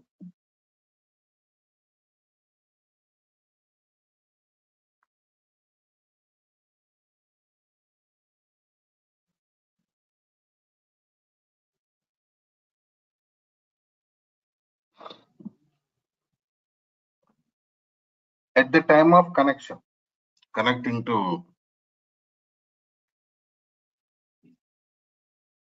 Management Studio,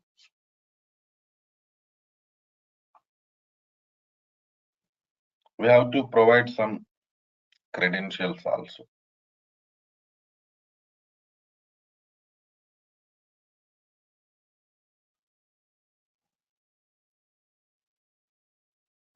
Credentials means what? Username, password.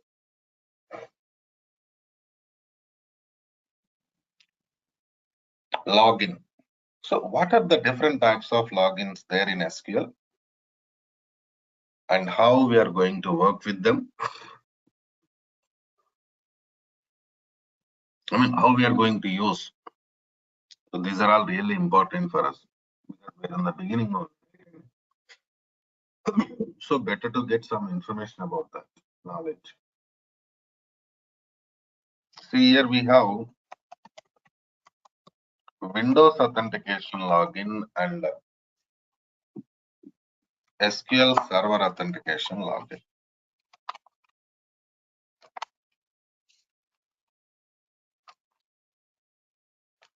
Right.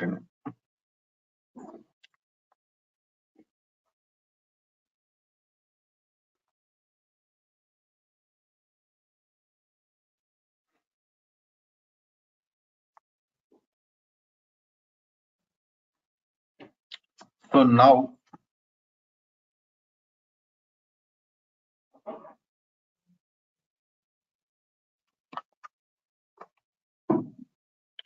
what is the difference between Windows authentication login and this SQL authentication login?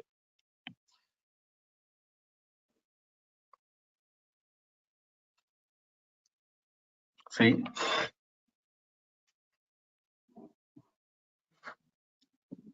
Windows authentication login can be used for only local connections. In the same way, while connecting to Management Studio, Windows authentication will not ask for credentials. Credentials means what? Username and password. Right. Coming to SQL Server authentication, it can be used for local connections and remote connections also. And while connecting to Management Studio, SQL Server authentication asks for login name and password. Right. So now coming to next scenario.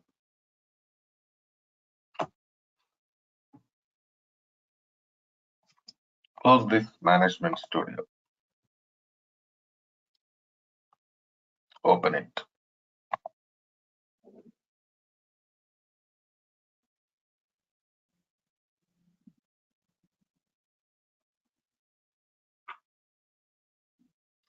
So now we are connecting to Management Studio, right?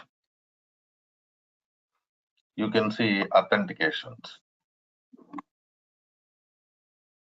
See, select SQL Server authentication. Okay.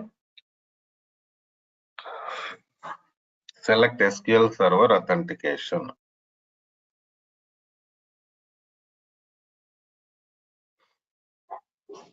See, it is asking for login name and password. See.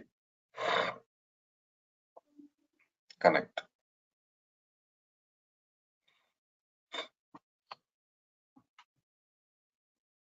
What happened here? You provided your login name and password.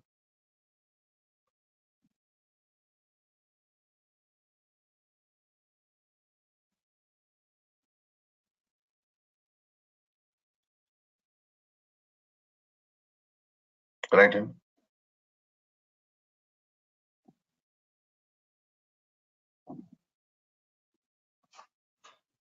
So here you can see login name also. Who connected?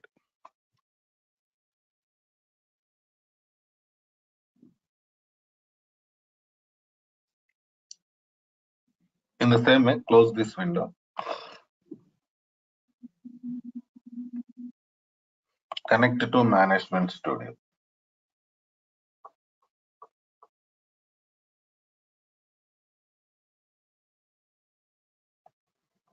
Select Windows Authentication. See, it is not asking for any credentials.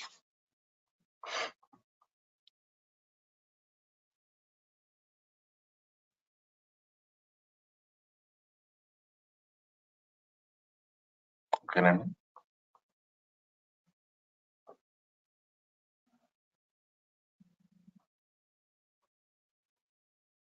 Why? Because Windows authentication, it will not ask for any credentials. Connect.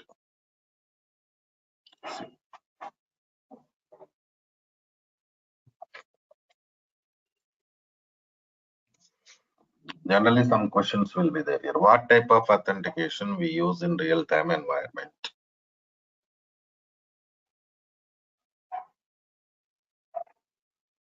That I cannot predict. Okay. That depends on your client, your organization. Right? And so different scenarios will be there. Based on different scenarios, they're going to give you Windows authentication, SQL authentication. Okay, now? Right. So this is the thing. This is enough for us from security. So what are the different authentications available? How we are going to work with them? Those things required for us. So let's connect it to Management Studio.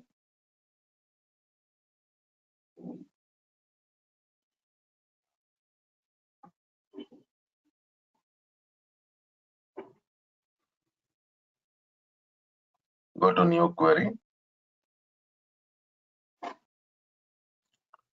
So don't forget to select your database. Use Suresh DB. That means what happened now? We connected to Suresh DB.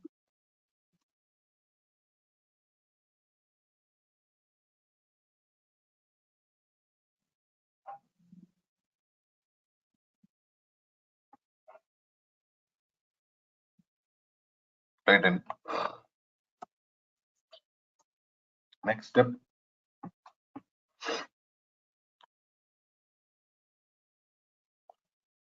We'll continue with the select statements only now, because we already started working with select statements, right? So basic type of select statements we discussed.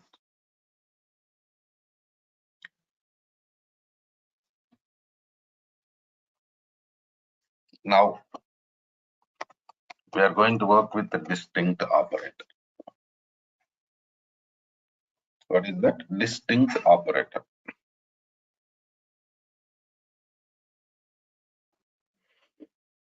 So what is the purpose of distinct?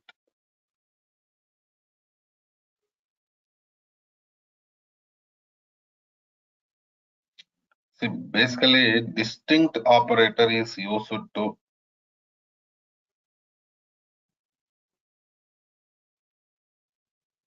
retrieve unique data from the column. For example,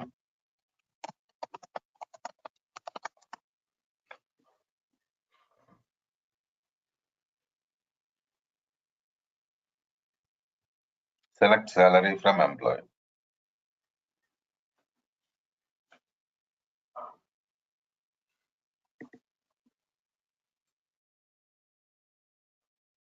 See this. Here we have duplicate data.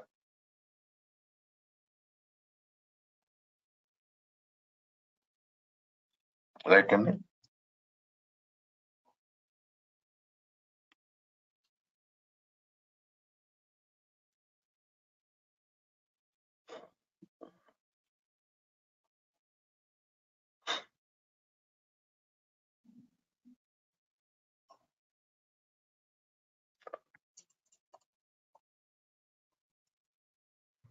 So we have duplicate data there. Please check it.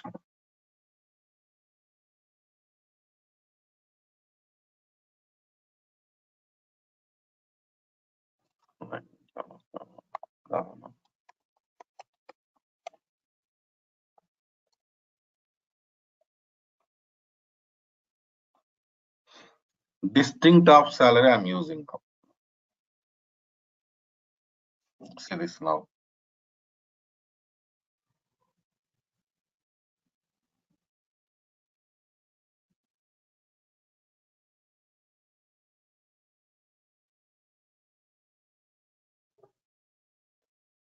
There is no duplicate data.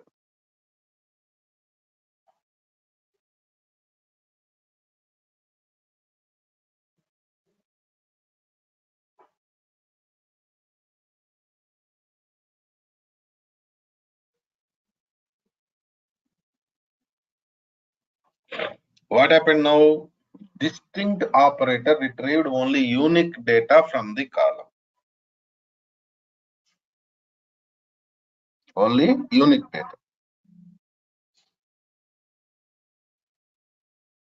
Generally, we feel like data deleted. Whatever the duplicate data is there in the column, that is deleted. That is what our feeling.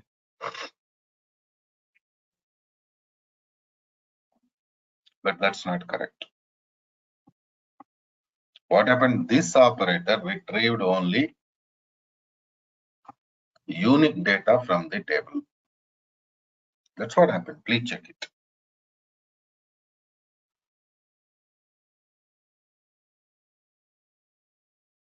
Is it clear? Sir, I have one doubt.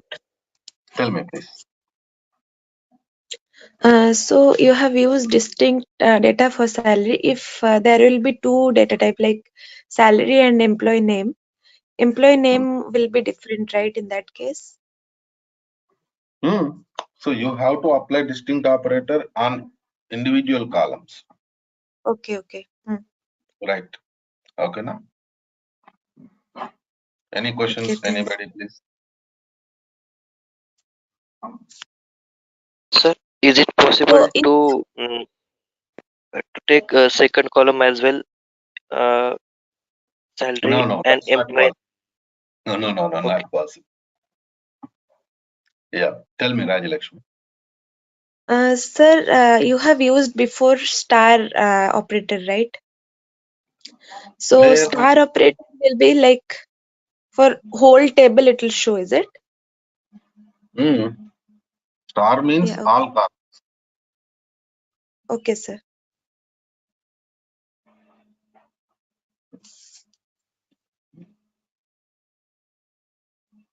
Thanks, sir. Right. Anybody, any questions, please?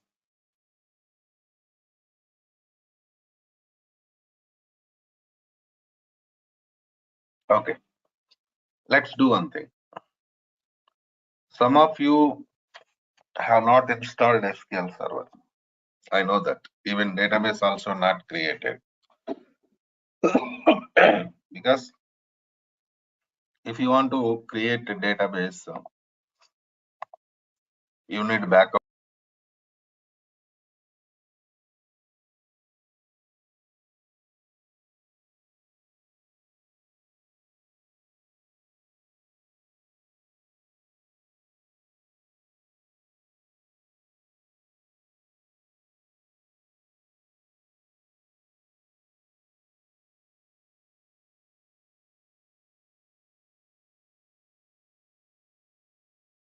Right.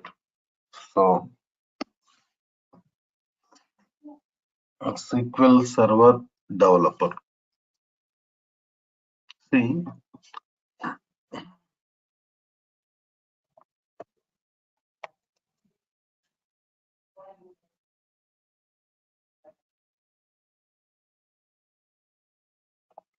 so in this training part,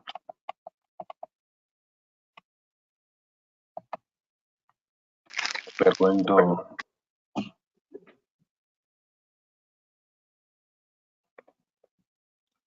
work with the development tasks of the SQL Server. So different scenarios like tables creation, commands, queries, some programs like the stored procedures. So these are all we are going to work in this training part. Okay. So I am talking about tables concept. See, in RDBMS databases,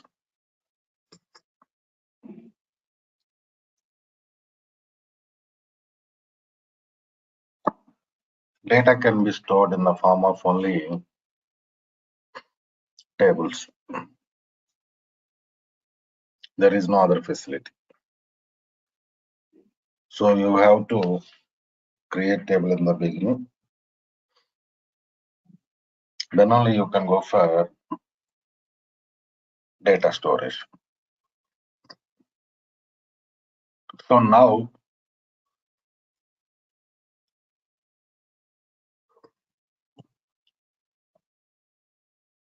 what table contains?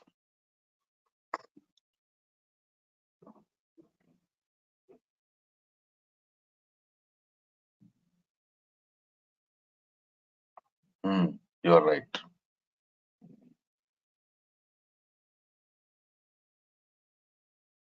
Okay.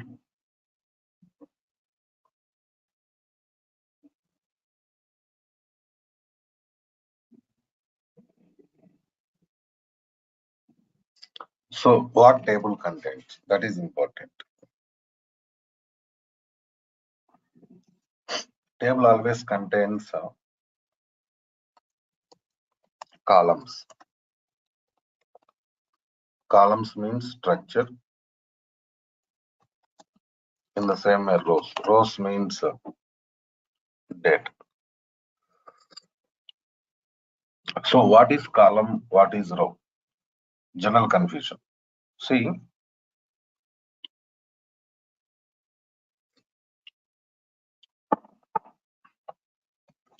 I'll give you a simple scenario here.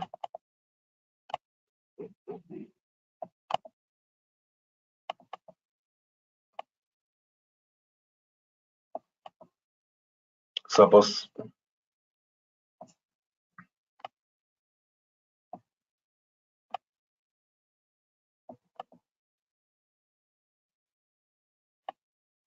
I'm going to create some table. Table name is products, product ID, product name, product color, sales. Okay, no? These are the columns. So now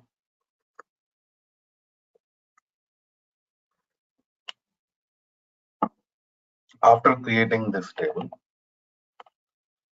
we are going to insert data into this table in the form of rows. So this area comes under structure, and this area, rows area, comes under data.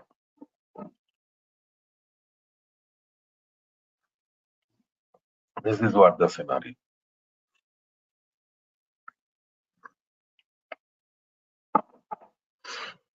So in RDBMS databases, the only way you can store data is table.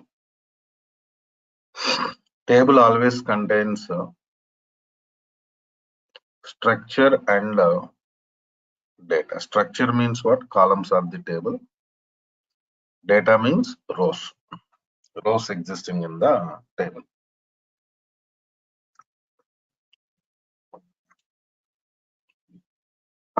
Coming to next scenario. In RDBMS databases, we have some language called as SQL language.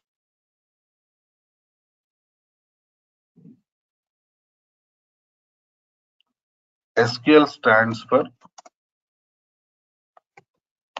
Structured Query Language.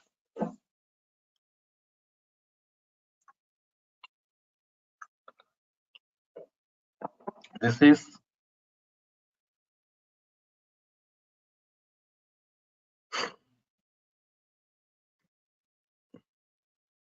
common language for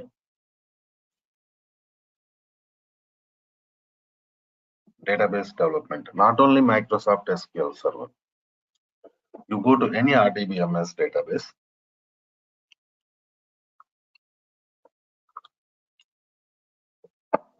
there you are going to work with the SQL part. Okay.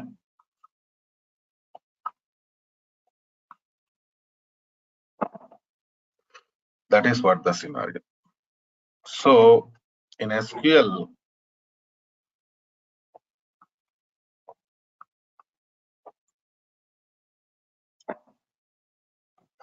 we have sublanguages like DDL, data definition language, DML, data manipulation language, DRL, data retrieval language, TCL, transaction control language, DCL, data control language. So these are the different sublanguages we have. And what we are going to you do those with those sublanguages. Suppose DDL you take. Suppose we are working with DDL.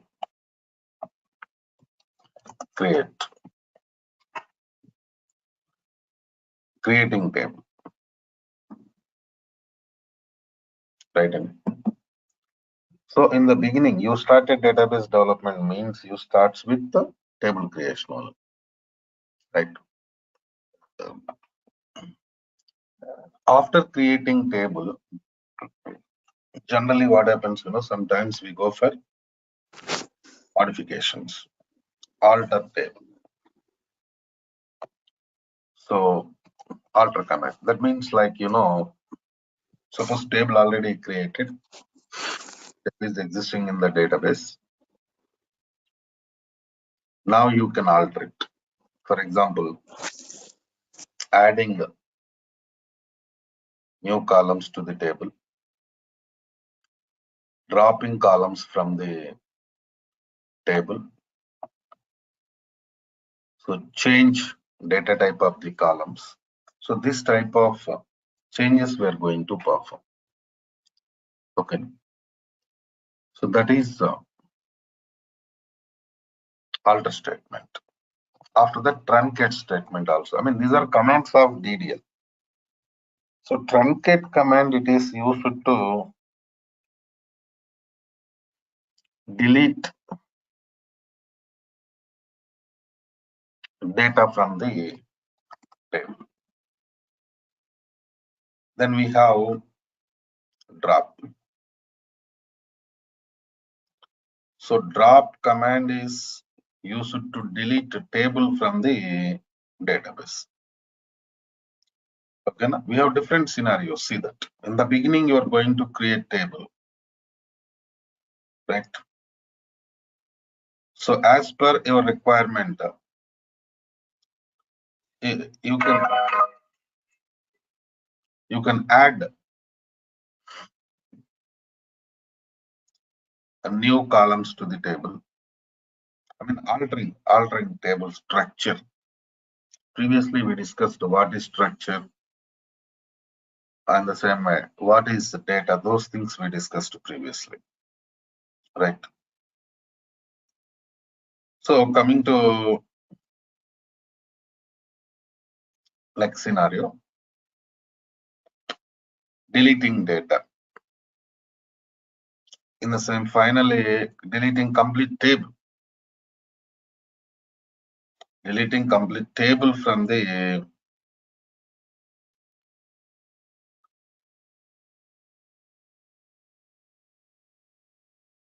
database. So these are all comes under data definition language. After data definition language,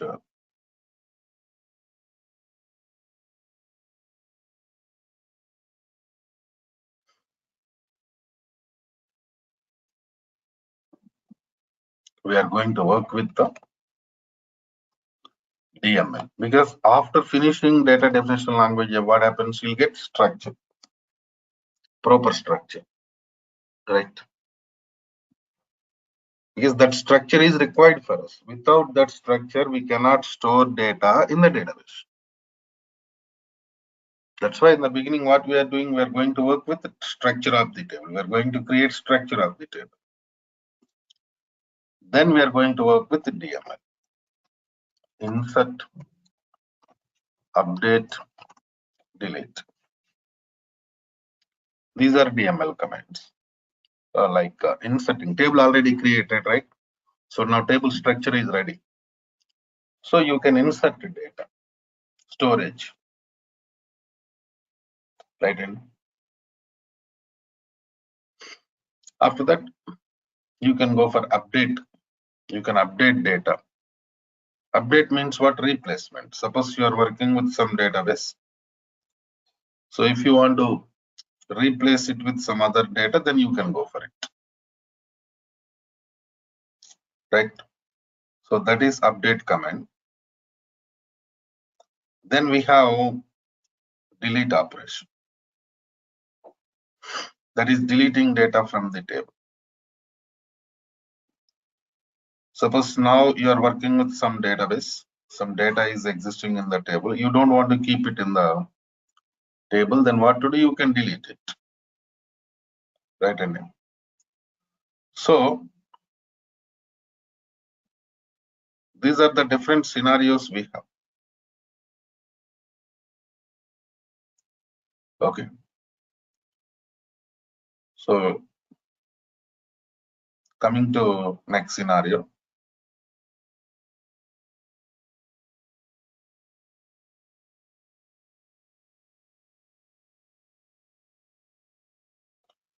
So these are all completely, data related operations.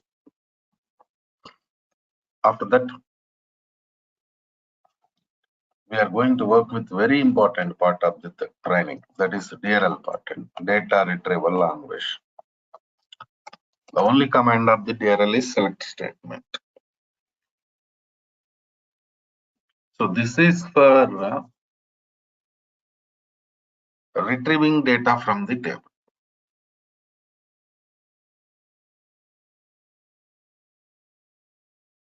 Suppose there is some data in the table.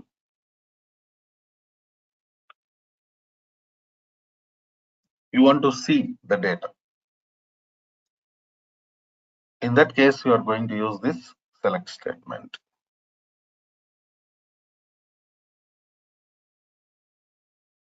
Right.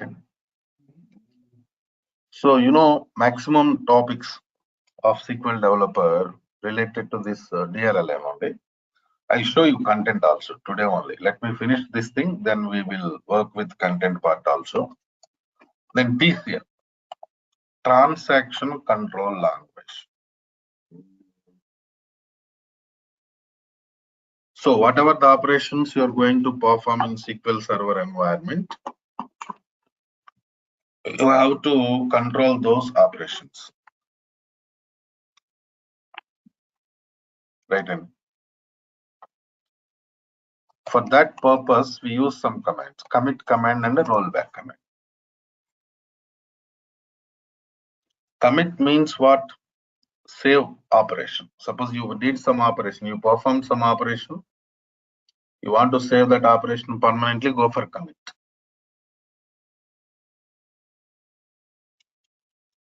In the same way, we have rollback operation. Rollback means suppose you perform some operation, you don't want to save it, you want to cancel that operation, then you are going to use rollback.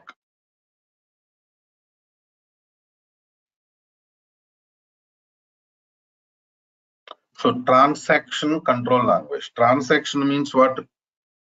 Transaction means it is the task you are performing in your database.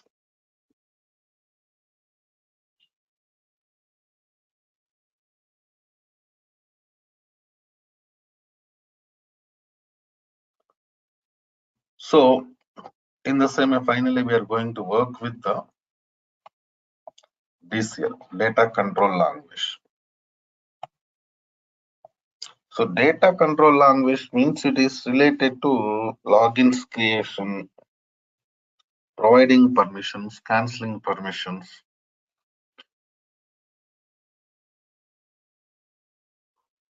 So these are all comes under DCL, data control language. Here we have grant, with the grant and a revoke. These are the commands we have in this. So grant means providing permissions. Revoke means canceling permission. Even with grant also providing permissions, but we'll discuss more on with grant when we are discussing DCL commands practically. Okay, right. So now coming to next scenario.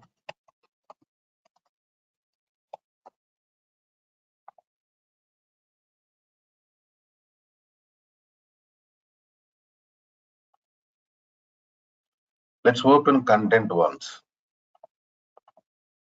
What are the things we're going to discuss under this training? I'll give you more clarity on that.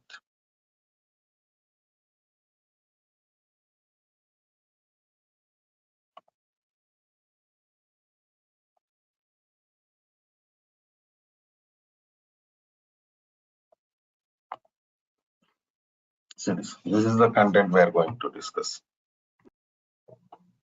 So these are all, of course, basic scenarios. Introduction part. See, an important thing is SQL installation. You can install SQL Server in your laptop only.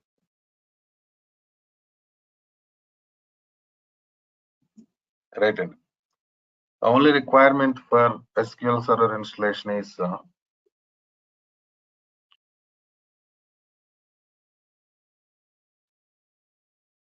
Windows laptop. Suppose you have Windows 10 or Windows 11, directly you can go for SQL Server installation, no problem at all, right? So coming to next scenario, and I already prepared videos for SQL installation. You just please ask training team, they will give you.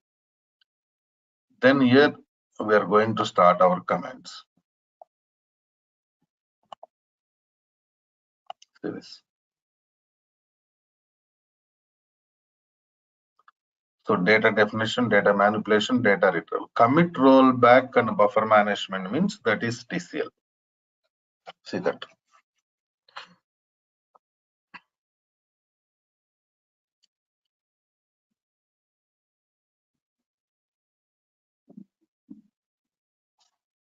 Right. So copy table concept. So from here again select statements only. So these are all up to subqueries. These are all related to select statements. See that lot of topics.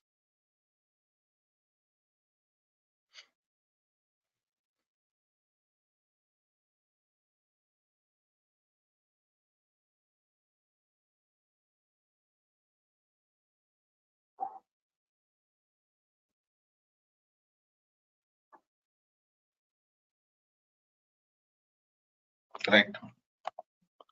So this is the scenario. So that is the importance of select statements in this training. And then we're going to work with constraints, normalization, indexes, temp table, CT, profiler. So up to this level, completely commands queries part. Completely. It's completely related to commands and queries. From here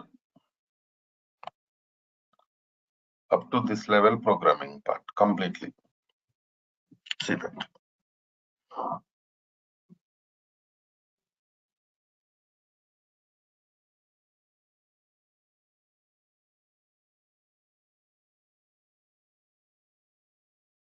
Right. And so along with that, we're going to discuss some scenarios from DBA, backup restore is from DBA, database administration. So introduction to SSIS, SSRS, those things also I'm going to work. Just introduction only. Don't feel again we are going to discuss complete SSIS in just introduction of the SSIS and SSR. Like what is SSIS, what is SSRS, those things, basic things we are going to discuss. Okay. Now, generally what happens, confusion will be there. So SSIS, SSRS, sometimes we will not read completely. And we feel like complete SSIS, SSRS also they're going to teach in this training only. That is not correct.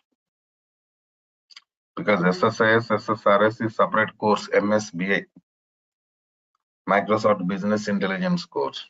Okay, na? Right. So,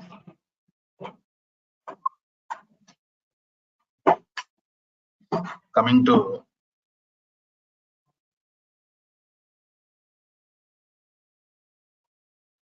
next scenario. In SQL Server environment,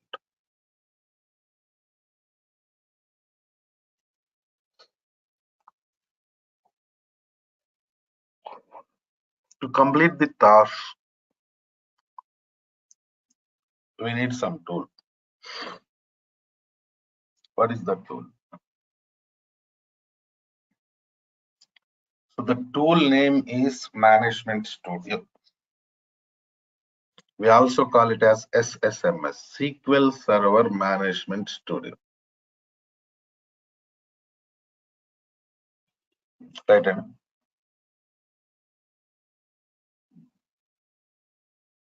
you're already SQL Server installed. I'm opening this tool. You also install it in your laptops.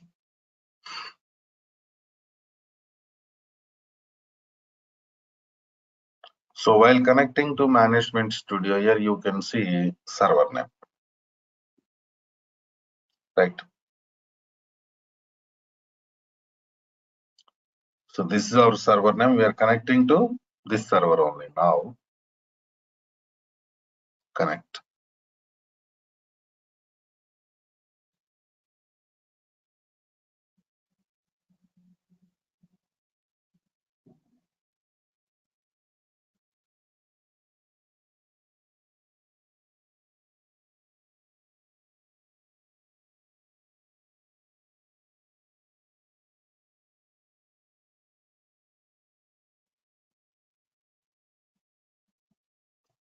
So this is management studio environment.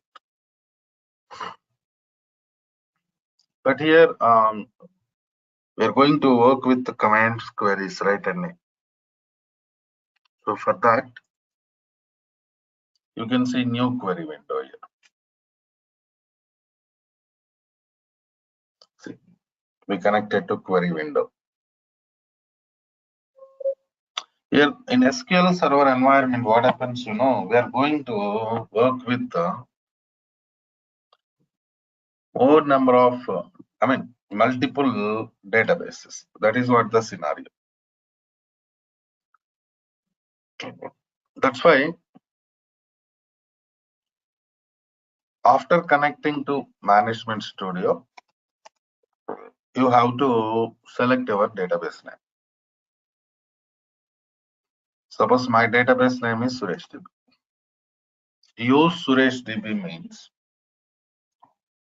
you are going to select your database. That's all.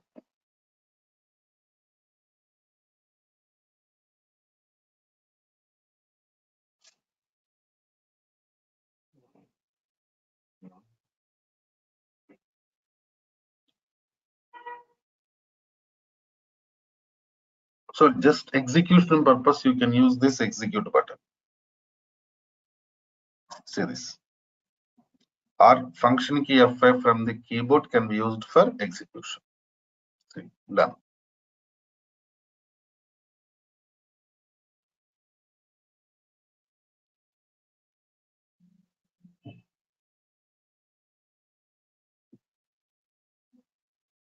Right, and now only you go and perform other operations. Right.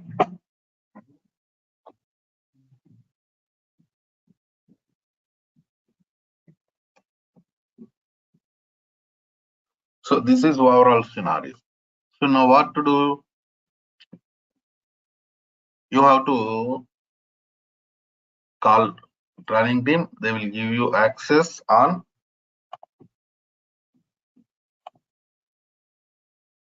videos, installation video and database creation video. Right. So in this scenario,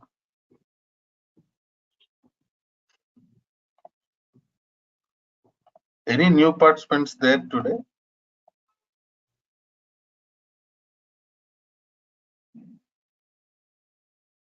Yashwant Krishna, world participant. Ramakrishna, you are new to this session, right?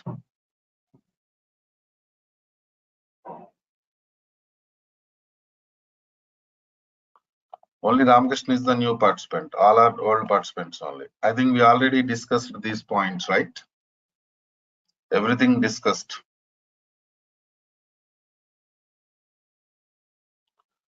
Right. So I want to discuss some points here.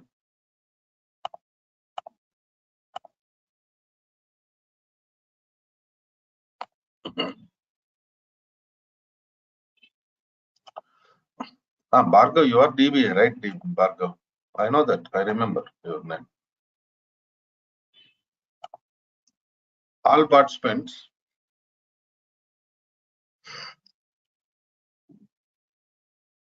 Wait.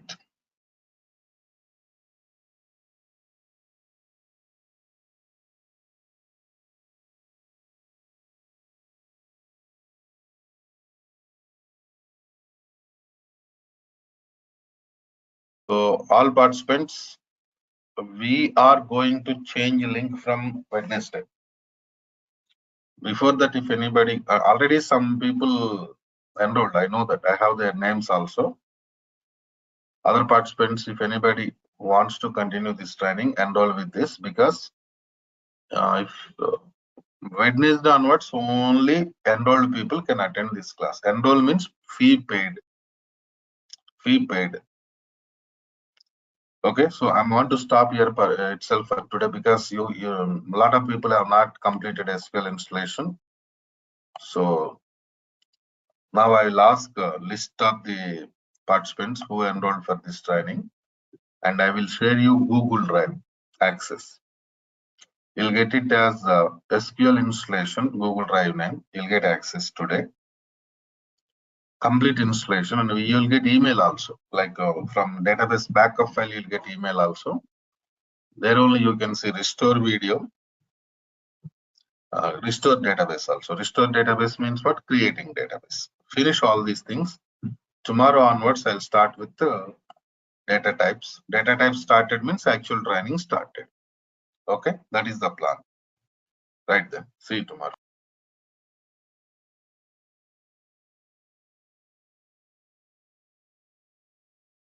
Guys, please confirm to me. All of you get my voice on screen. Those who are attending in online. Guys, please check it. All of you get my voice on screen. Those who are attending in online. Guys, please confirm to me. All of you get my voice on screen. Those who are attending in online. To check it.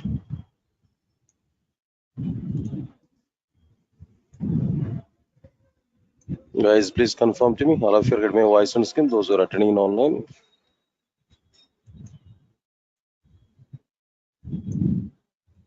Guys, please confirm to me. All of you get my voice on screen. Those who are attending in online. Right. Thank you.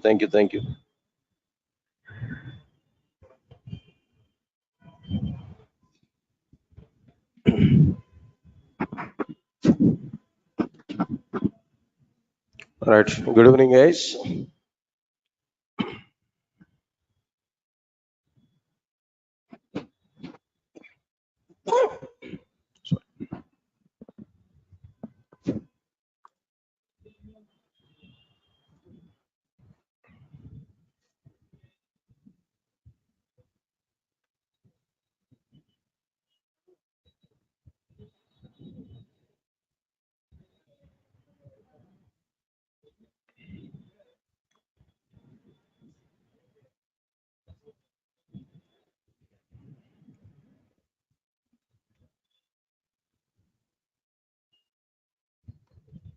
Right, sir. And today, just I want to give a small introduction part related to this Java.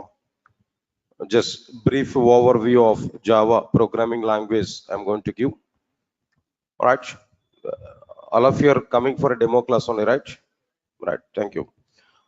And after that, I want to give some clarity about our like process, how I'm going to complete these classes, what is my plan of conducting these classes, all the things we are going to understand there.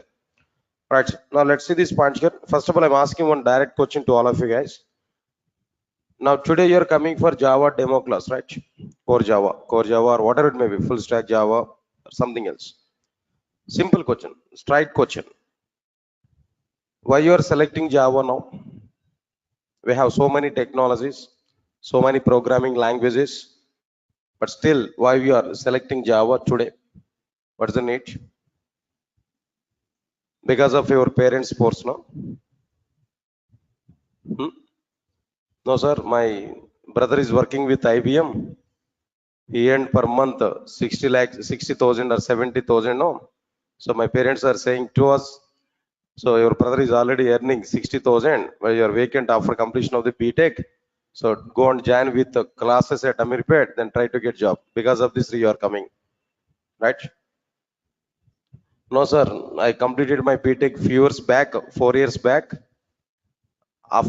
Before this, maybe after completion of my BTech, I joined with some college there as a lab in charge. So now I want to go for marriage.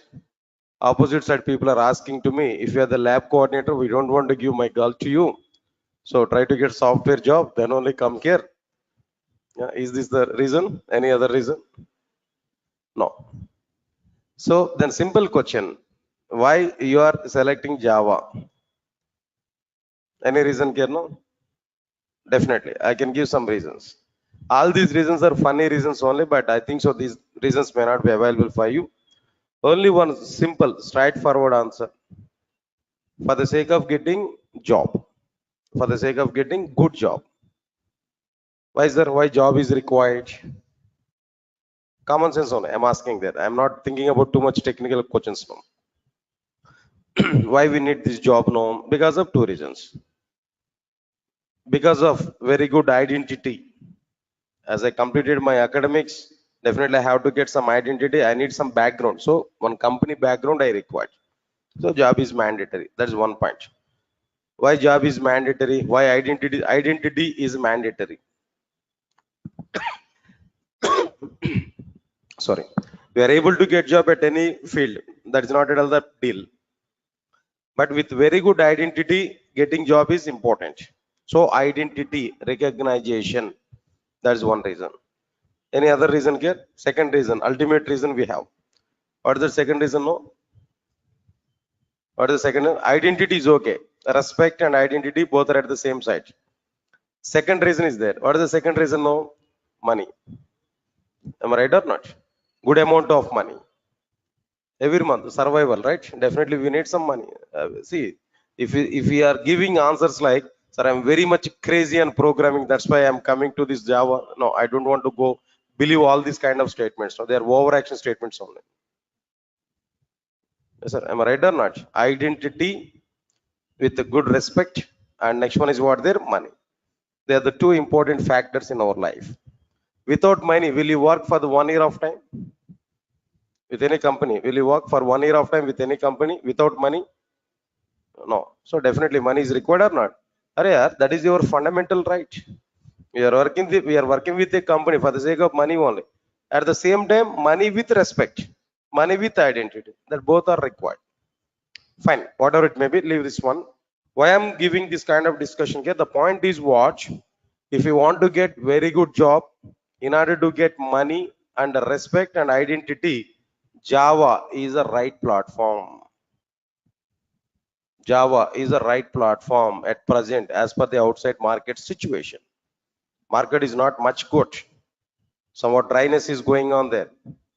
Understand it what I'm telling there. So even though this much of dryness is going on, but still we can trust Java programming language when compared with other programming languages. Understand it? Still some companies are taking Java developers. Some companies are taking Java developers. As per my awareness, I'm telling to you, as per my analysis, as I am observing that the outside market with very much close, maybe next June or July month onwards, again, recruitments are going to be start. Actually, I have 50 companies in my hand at present. Regularly, I'm in touch with that companies there. Then every 3 days once or 4 days once, I used to send mails to them. Why? Because Durgasoft is providing campus drives also. In Durgasoft, companies are coming, they are going to conduct some recruitment drives on all. Understand it now? So I'm in touch with almost 50 number of companies. Every 3 days once or 4 days once, I'm in touch with them. I used to talk with them. Then what is the status now? What is the status at present? What we have to do like this? I used to communicate with them. So they are giving reply to me. Two companies, they are giving reply to me on June or July. They want to come here. They are giving confirmation even for me. So I'm expecting in a June or July month onwards, again, recruitments are going to be start. Meanwhile, you should be ready to attend for recruitment drives in June or July. That is the status, what I'm telling here. Okay, leave it. So even though the market is not much good, but still we can trust Java. In Java domain, more and more number of recruitments are going to be happen in the companies. Definitely. I'm sure about it. I'm giving one statement to you. I'm sure about it. If you learn Java at present, next 20 to 25 years of time, you will not get any problem. Java is a straight line. Always, it is in upward direction only, not in up and downs. Everybody, understand my point here? Other technologies are in up and downs, but Java will not have any such kind of scenarios. Always, Java is in upwards arrow only, not in downwards. Understand it clearly now. So because of that reason, we can trust Java. Whatever the step today here we have taken there, is the right step only. Then if you learn Java completely, I'm giving the what next to 20 to 25 years of time, you will not get any problem. In Java domain, this much of requirements are going to be happen. As long as all banks are not using as long as all banks are using Java applications, as long as all insurance domain is using Java, as long as that entire software industry is using Java, you will not get any problem. How long the software industry is available, up to the time Java is getting demand. Simple comparison I'm telling that. 5 years back, if we take now, everybody they are giving hype like what there. Python is getting very good demand, no Java, nothing is there inside the Java. Java is totally down. Python is getting very good market. Now see what is the status now? What is the status now? Python is not much in high position now. Python already down, but Java is in still the same situation. Java is still in the same straight line. Even at present, I'm telling that number of drives, number of recruitments are going on more in Java when compared with other technologies. Java and it's related. Not only, I'm not talking about only core Java. Java and it's related. There only the majority of the recruitments are going to be happen. Because of that reason, we are going to have chances to work with what there to have some opportunities on what there Java domain. So we can trust it. That's the first statement here. What I'm telling you. Okay, fine. Anyway, leave it. So for what purpose you are trying to learn Java, that's okay, leave it now. But once you have taken the step to learn Java, then you must bond with that. Then we need to have some, like what I'm telling there, patience level, and we need to complete it. After that, if you try for Java, definitely we'll have very good future in Java. There's a confirmation here, what I'm telling there as a first statement now. Right, sir, before all these things, as you are going to learn Java, first of all, tell me what we have inside the Java. What content, that means what exactly the parts, what exactly the concepts are available inside the Java. Do you have any awareness on it? What we are having inside the Java? Do you know anything about this Java? If you observe this one, Java was provided by Sun Microsystems. What is the company name? Sun Microsystems is a company. It has introduced Java programming language to outside. Say for example, Windows operating system provided by Microsoft. Oracle database provided by Oracle Corporation. Similarly, Java is a programming language provided by Sun Microsystems. Please come. Java is a programming language provided by Sun Microsystems. So, Sun Microsystems has a provided Java in the form of 3 parts. In the form of what there? 3 parts. What are the 3 parts which are provided by Sun Microsystems inside the Java? As per our awareness, I'm telling there, first one is what there? Come on, first one is what there? Core Java. And the second one is what there? Now tell me, advanced Java. And the third one is like what there? J2EE. Don't write anything. Understand? Just try to understand. So your responsibility is what there? Just sit aramly. That means peaceful. Try to understand whatever the points I'm saying there. That's it. Not required to write anything in my classes. Why? Because whatever the things you want to write in our notes is no, I will write in my laptop. I will share the document to you. Everything I will share. Don't worry. At the end of this session, I'm able to give some clear-cut picture for it. Try to understand it now. Now here, now the point is like what I'm telling there. Java was provided by Sun Microsystems in 3 parts. Can you tell me what are the 3 parts now? Core Java, Advanced Java, or the third one? J2EE. Clear or not? This is totally wrong classification. It's totally wrong.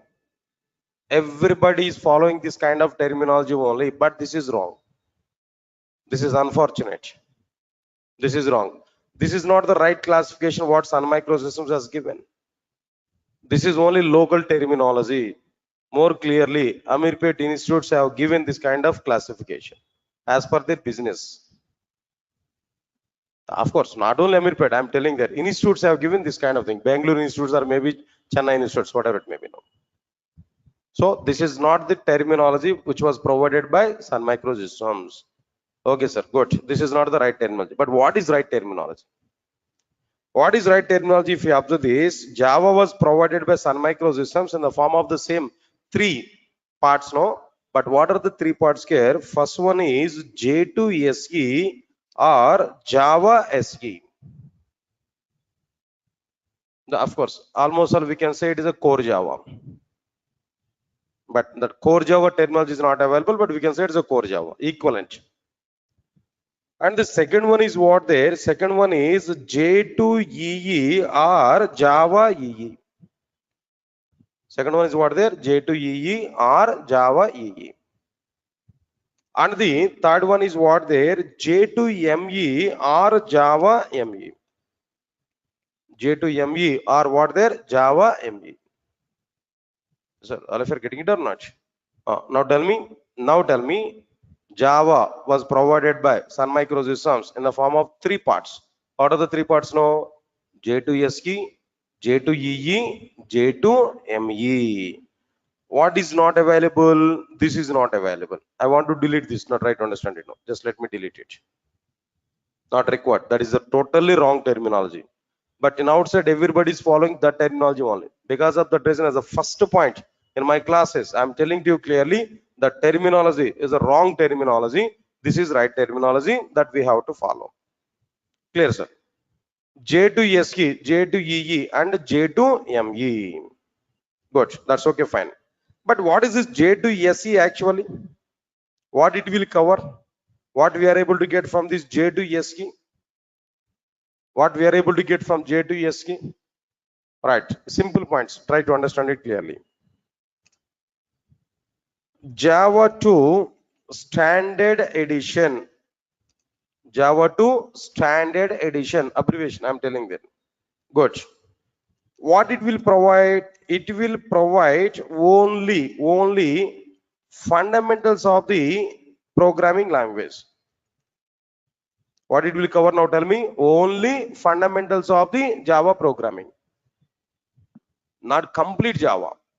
See, if the total Java is provided by J2SE, then what is the requirement to go for J2EE and J2ME? Get my point or not? So J2SE is providing only fundamentals of the Java. By using these fundamentals, what we are able to do? Do you prepare any application by using fundamentals of the Java? With only fundamentals of the Java, is it possible to create any application? Understand it clearly. By using J2SE, we are able to create, we are able to prepare, listen all of you know, standalone applications. Come on guys. Now what is this one here actually? Standalone applications. By using fundamentals of the Java. Here I'm saying that by using J2SE, I'm telling there, or maybe by using fundas, by using fundamentals of the Java, we are able to prepare what type of applications there? Now tell me. Come on, standalone applications. Then immediately I'm getting a question. Sir, what is this standalone application? Okay, J2SE, only fundamentals of the Java. By using fundamentals of the Java, we are able to prepare standalone application. Okay, I do agree that. But what is this standalone application? What is the meaning of the standalone application? Answer is very clear. Try to understand it now. Listen, I'm giving clarity. Try to understand it now. If we design and execute any application, all of you clear up to now? If we design and execute any application without using, come on, what is this now? Without using client server architecture. You know, there is a design architecture, client server architecture. Client will send request to the server, server will perform some process, server will send some response back to the client. This is what client server architecture. All of you are getting my point or not? Client server architecture. Okay. If we design and execute any application without using client server architecture, or listen carefully, without distributing application logic over multiple machines in the sense computers, without distributing multiple machines, then that application is, then that application is what there? Standalone application. Right, sir? All of you understand this point clearly? Please read out the definition here. Whatever the definition here I have given there clearly. Understand it. It's very simple definition here. Try to understand it. Try to analyze, try to understand. While reading the content, we have to understand what I'm telling there. If we design and execute any application without using client server architecture, hold on here. Client is one mission, server is another mission. Some program we have to write on client mission, some other program we have to write on what their server mission. Means that my application is distributed over multiple computers or not. In a client server application, my application logic must be provided a client mission and server mission or not. That I don't require. That is not available in my application development. There is no concept like client server application. There is no concept like what there client server architecture. So without using client server architecture or without distributing application logic over multiple computers, my application logic must not be distributed over multiple computers. Then that application is called as what? Standalone application. It means that my entire application I have to write and I have to execute within a single computer. Indirectly what I am telling there, my complete application I am going to provide within a single computer. Are you able to follow or not? See this point here. I want to give a simple diagram here. Now try to understand this diagram. So this is one computer. Sorry. This is one computer. Now inside this computer only, I'm going to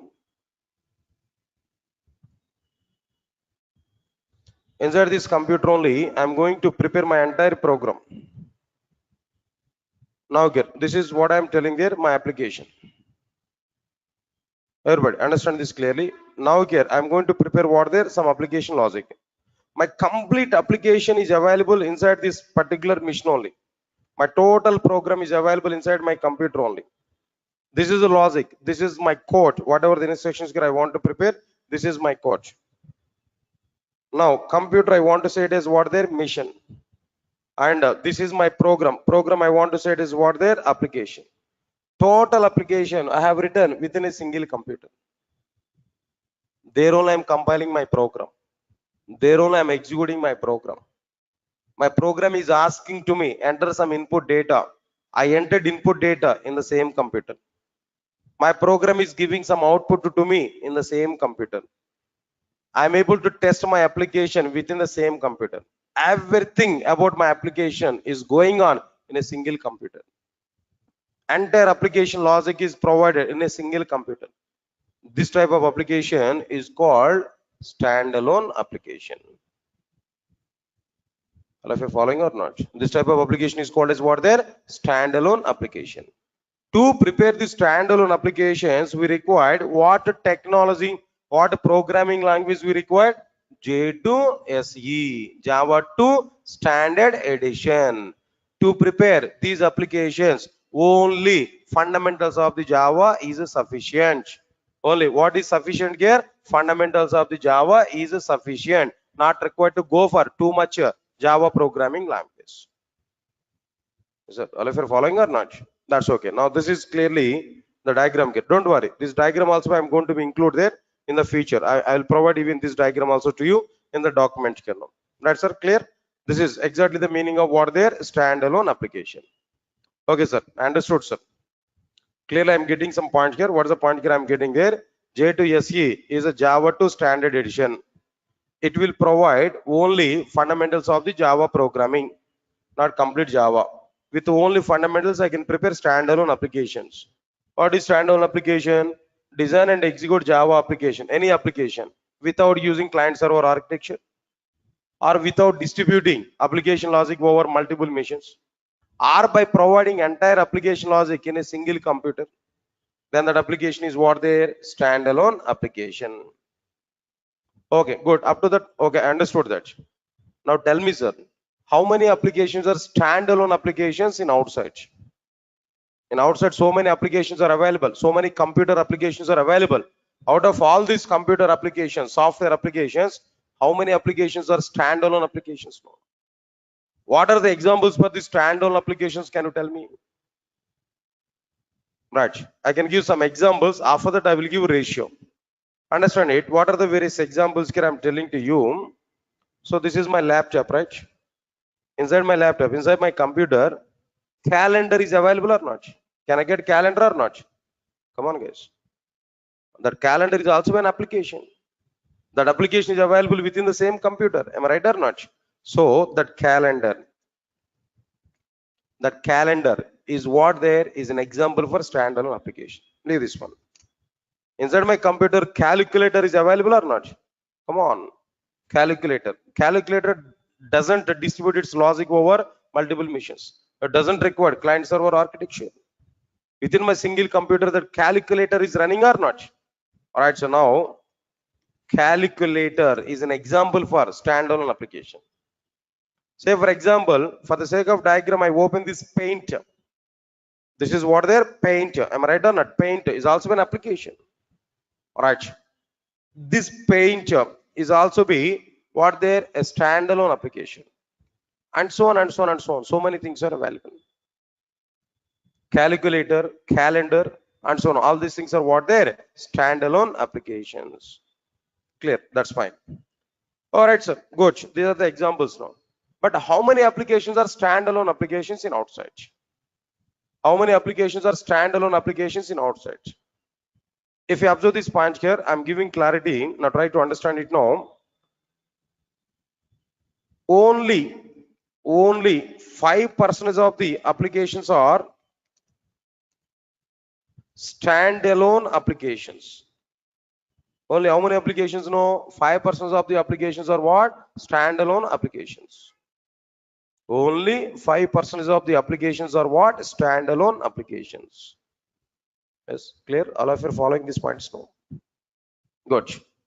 Remaining 95% of the applications are not standalone applications. Only 5% of the applications are what? They're standalone applications.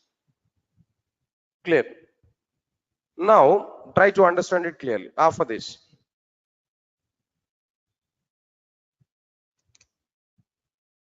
application development is only 5% about the standalone applications, about J2SE, but it is it's a direct utilization.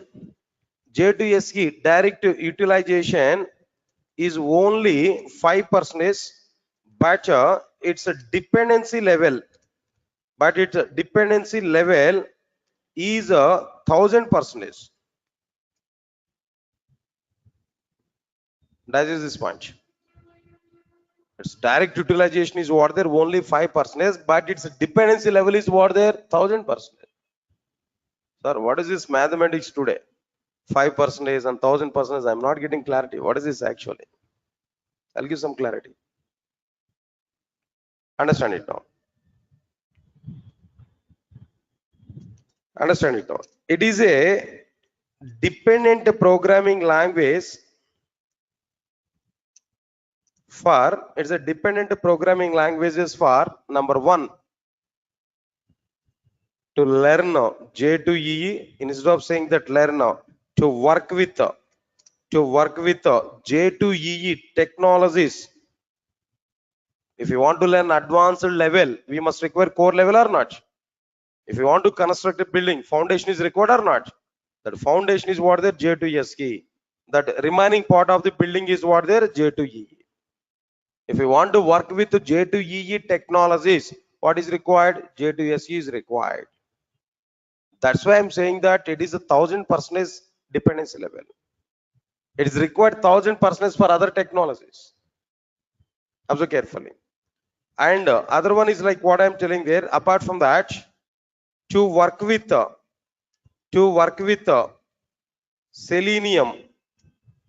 Selenium testing tool. I think you already aware about it. Selenium testing tool. Selenium is one of the tool for the sake of the automation, right? Automation testing. Selenium is one of the tool.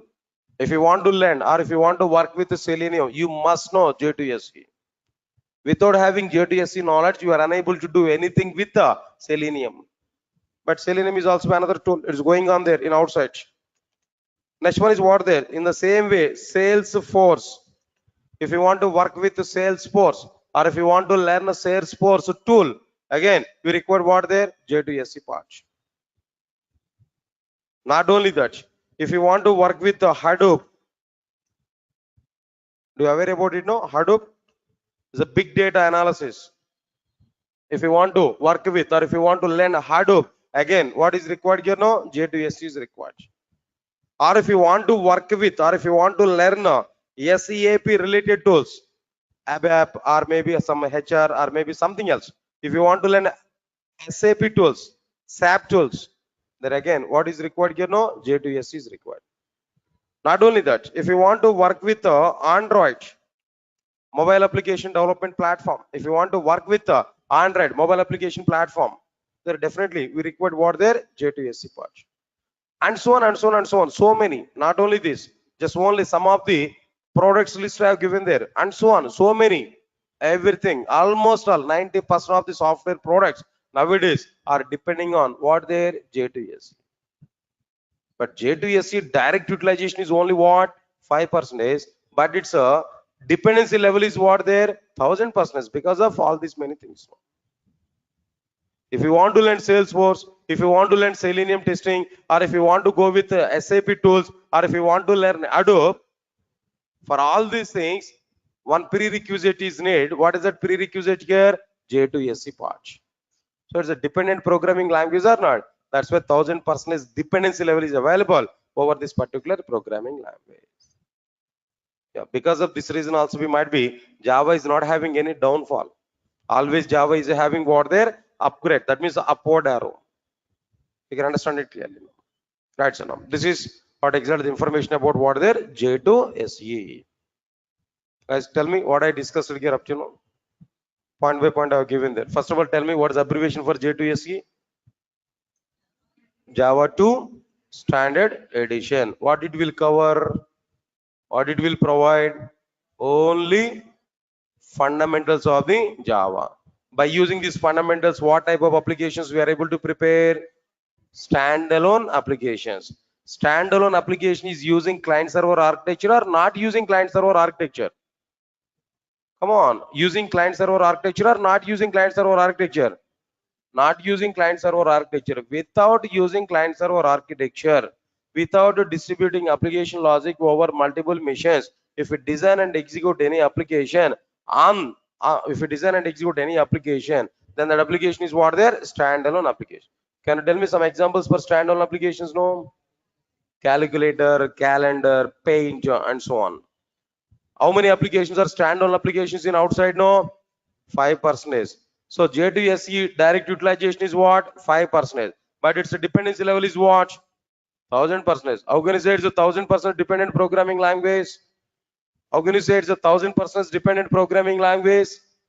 Why? Because it is required for working with the Salesforce, for working with the Selenium testing, for working with the SAP tools, for working with the J2EE applications, for almost 95% of the software products required. What there?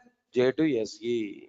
Because of that reason, its dependency level is what there? 1000%, but its direct utilization is what there? 5% only. All of you are clear or not? Can I move forward? Can I go for the next one here? No?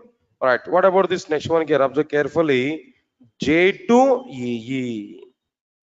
The next one is what there? J2EE. All right, sir. What is this J2EE actually? Everybody, put more concentration here. J2EE is what? Observe carefully. First of all, abbreviation. What is this J2EE? Java 2 Enterprise Edition. Yes, sir. What is the abbreviation? J2SE is what? Java 2 Standard Edition. J2EE is what? Java 2 Enterprise Edition. Clear? J2SE has provided fundamentals of the Java. J2SE has provided what? Fundamentals of the Java. But J2EE will provide server-side programming. Come on. J2EE will provide what side programming there? Server-side programming. Server side programming in the sense client server architecture or not? It is using client server architecture or not? Server side programming in the sense it is using client server architecture or not? Alright, sir. Next one, point number 3. It will provide server side programming. Okay. By using J to SE, by using J to SE, what we prepared there actually, which type of applications we prepared there? Standalone applications we prepared there. Am I right or not? But by using J to EE, it can be used to prepare what type of applications? No, enterprise applications, or simply speaking, distributed applications.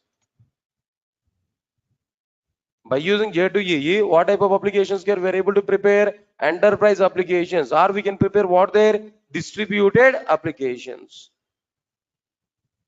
Sir, all of you are getting my points or not? Enterprise applications are what there? Distributed application. Now again, I have a question. What is this enterprise application? What is this distributed application? What's the meaning of it? Right, the point is very clear. If we design and execute any application, quite opposite to standalone application. Exactly opposite to standalone application. Now tell me, if we design and execute any application there without using client server architecture, but here on the basis of what? Client server architecture, or there without distributing application logic over multiple machines, but here what there? By distributing application logic over multiple machines, then that application is called distributed application, or what next one here? Or enterprise applications. Right, don't worry, I'll share this document to you. Just rough information, just roughly I'm giving all the points here, but try to understand it now. If we design and execute any application on the basis of client server architecture, or by distributing application logic over multiple machines, then that application is called distributed application or enterprise application. That's it. This is what exactly the meaning of like what the distributed application or an enterprise application. Yes, all of you are getting clarity on these points now. That's okay, fine. But I have a question. How many applications are distributed applications? Right, if you want to see the diagrammatic representation here now, easily we can understand. Observe carefully. Now this is one computer and this is another computer. All right, this is one computer.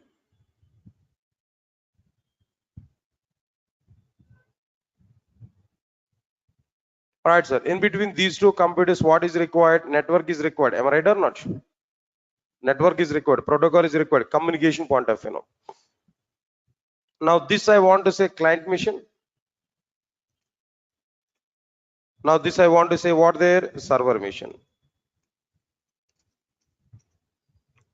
All right, sir. Now here at a client mission, we are going to write a program, client application. At server mission, we are going to write a program, server side application. Now this is like what I'm telling there, client application, and this is like what I'm telling there, server side application. All of you are getting my point or not? All right, now this is like what there, network. So here we have some coding part. At client program, we have some coding part. Here these are the number of intersections. Similarly, here also we are having what there, number of intersections. All right, then first of all, what we have to understand here now. First of all, client will send request to the server, that is to the network. Then network will submit that request to what there, the respective server mission. Server side program will be executed. Server side program will be executed. When this program is executed, whenever this program is executed, automatically some response will be generated. That response will be given back to the network. That response will be given back to the network. Observe carefully. Here network will send the required response back to what their respective client.